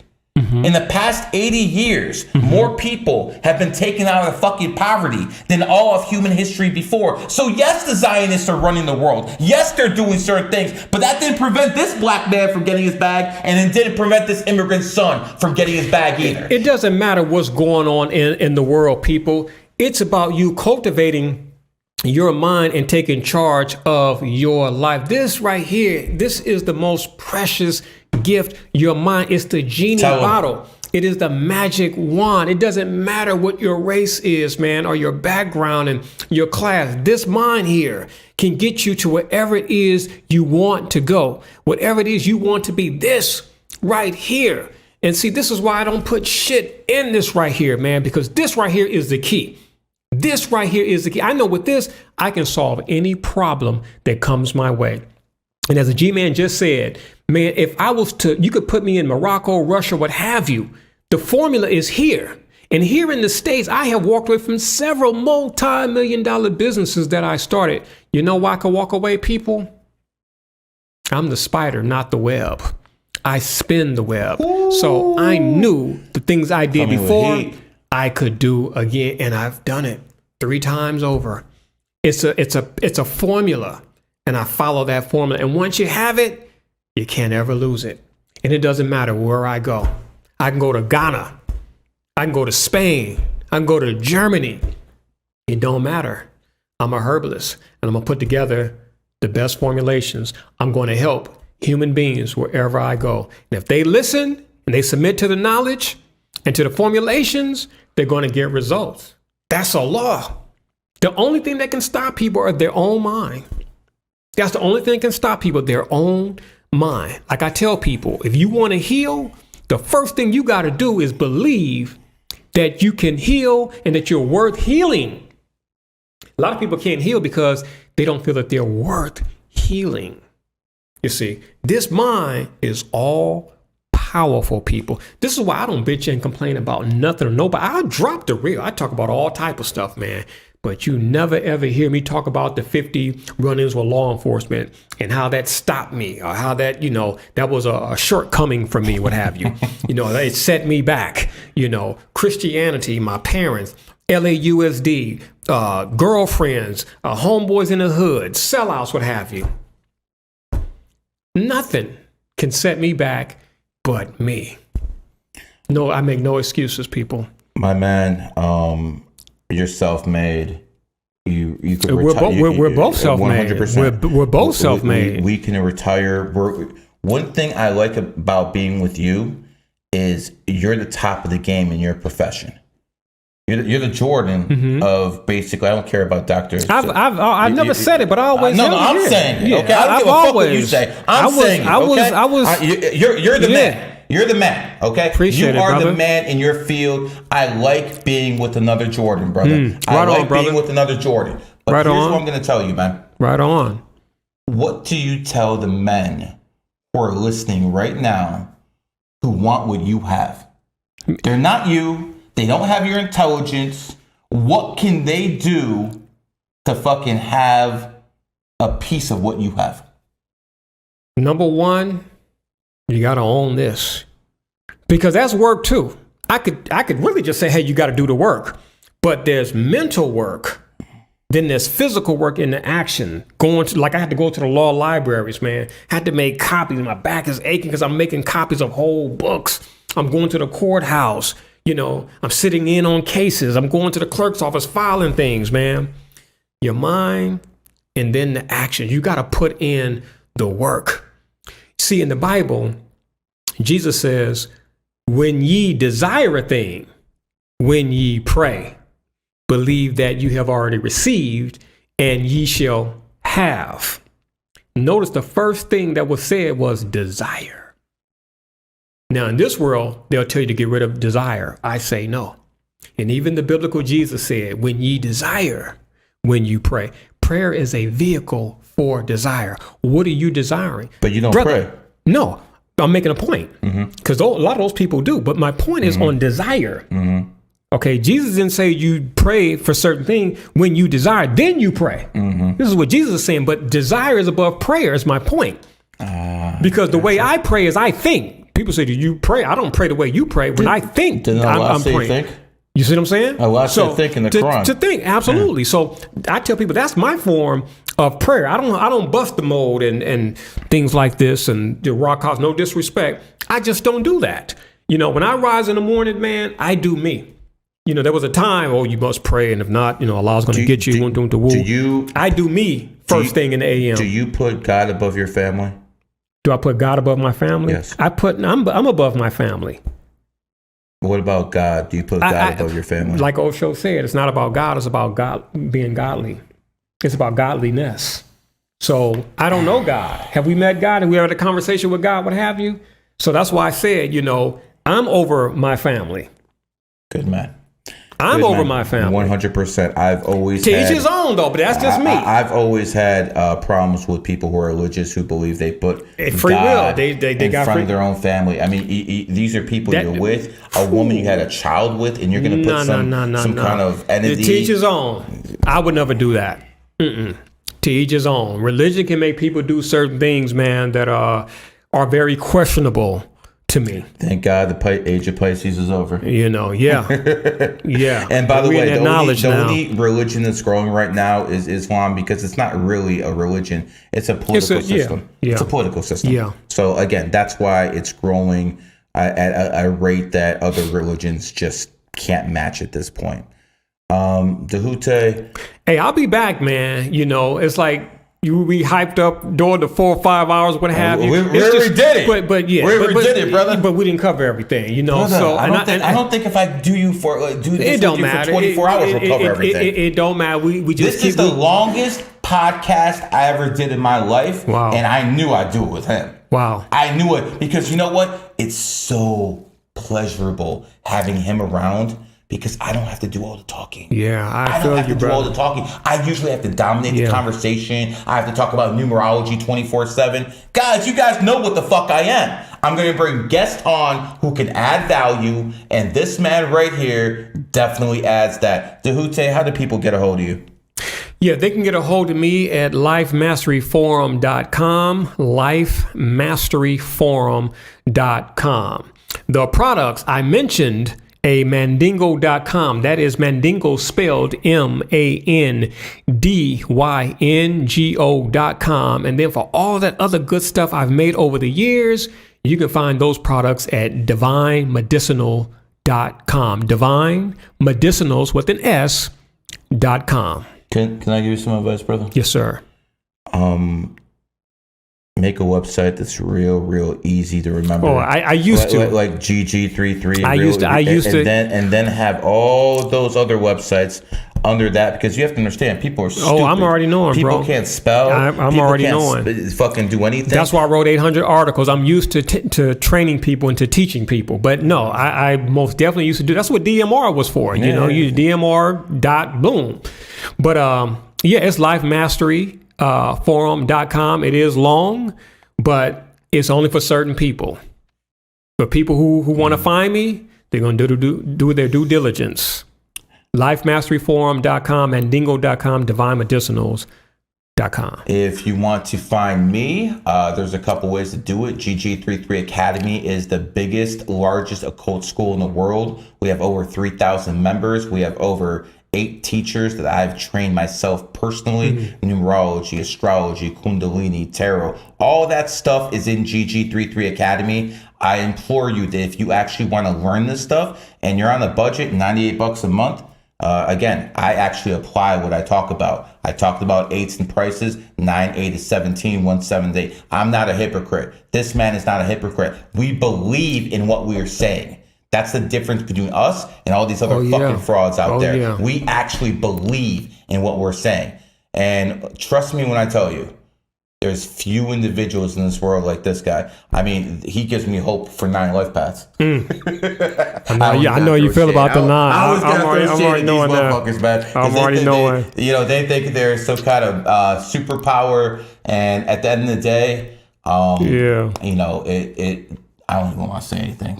I don't know. It's all good. Hey, I'll be back, man. Florida's my spot, man. This is a GG33 Gold member. Man. He's one of the last people I will ever give a scholarship to because this man is fucking dead worth it.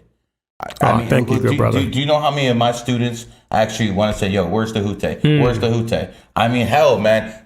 Literally 20 people want to come up here who are GG33, and I only let one fan in here. Wow. I told him he had to bring you food. Wow. Oh, wow. Anyways, this has been the longest podcast I've done. And most likely this is going to be the longest podcast until me and him do number 3. Yeah. And you're going to be in Miami much more often now. Absolutely. So we're going to do this. I'm going to say one more thing. The same way Zerka fucking made it in 2023 because he's born on the 23rd. My man over here is going to be a fucking household name in 2024. Tell him what day you're born on. April 24th. This has been a GG33 production.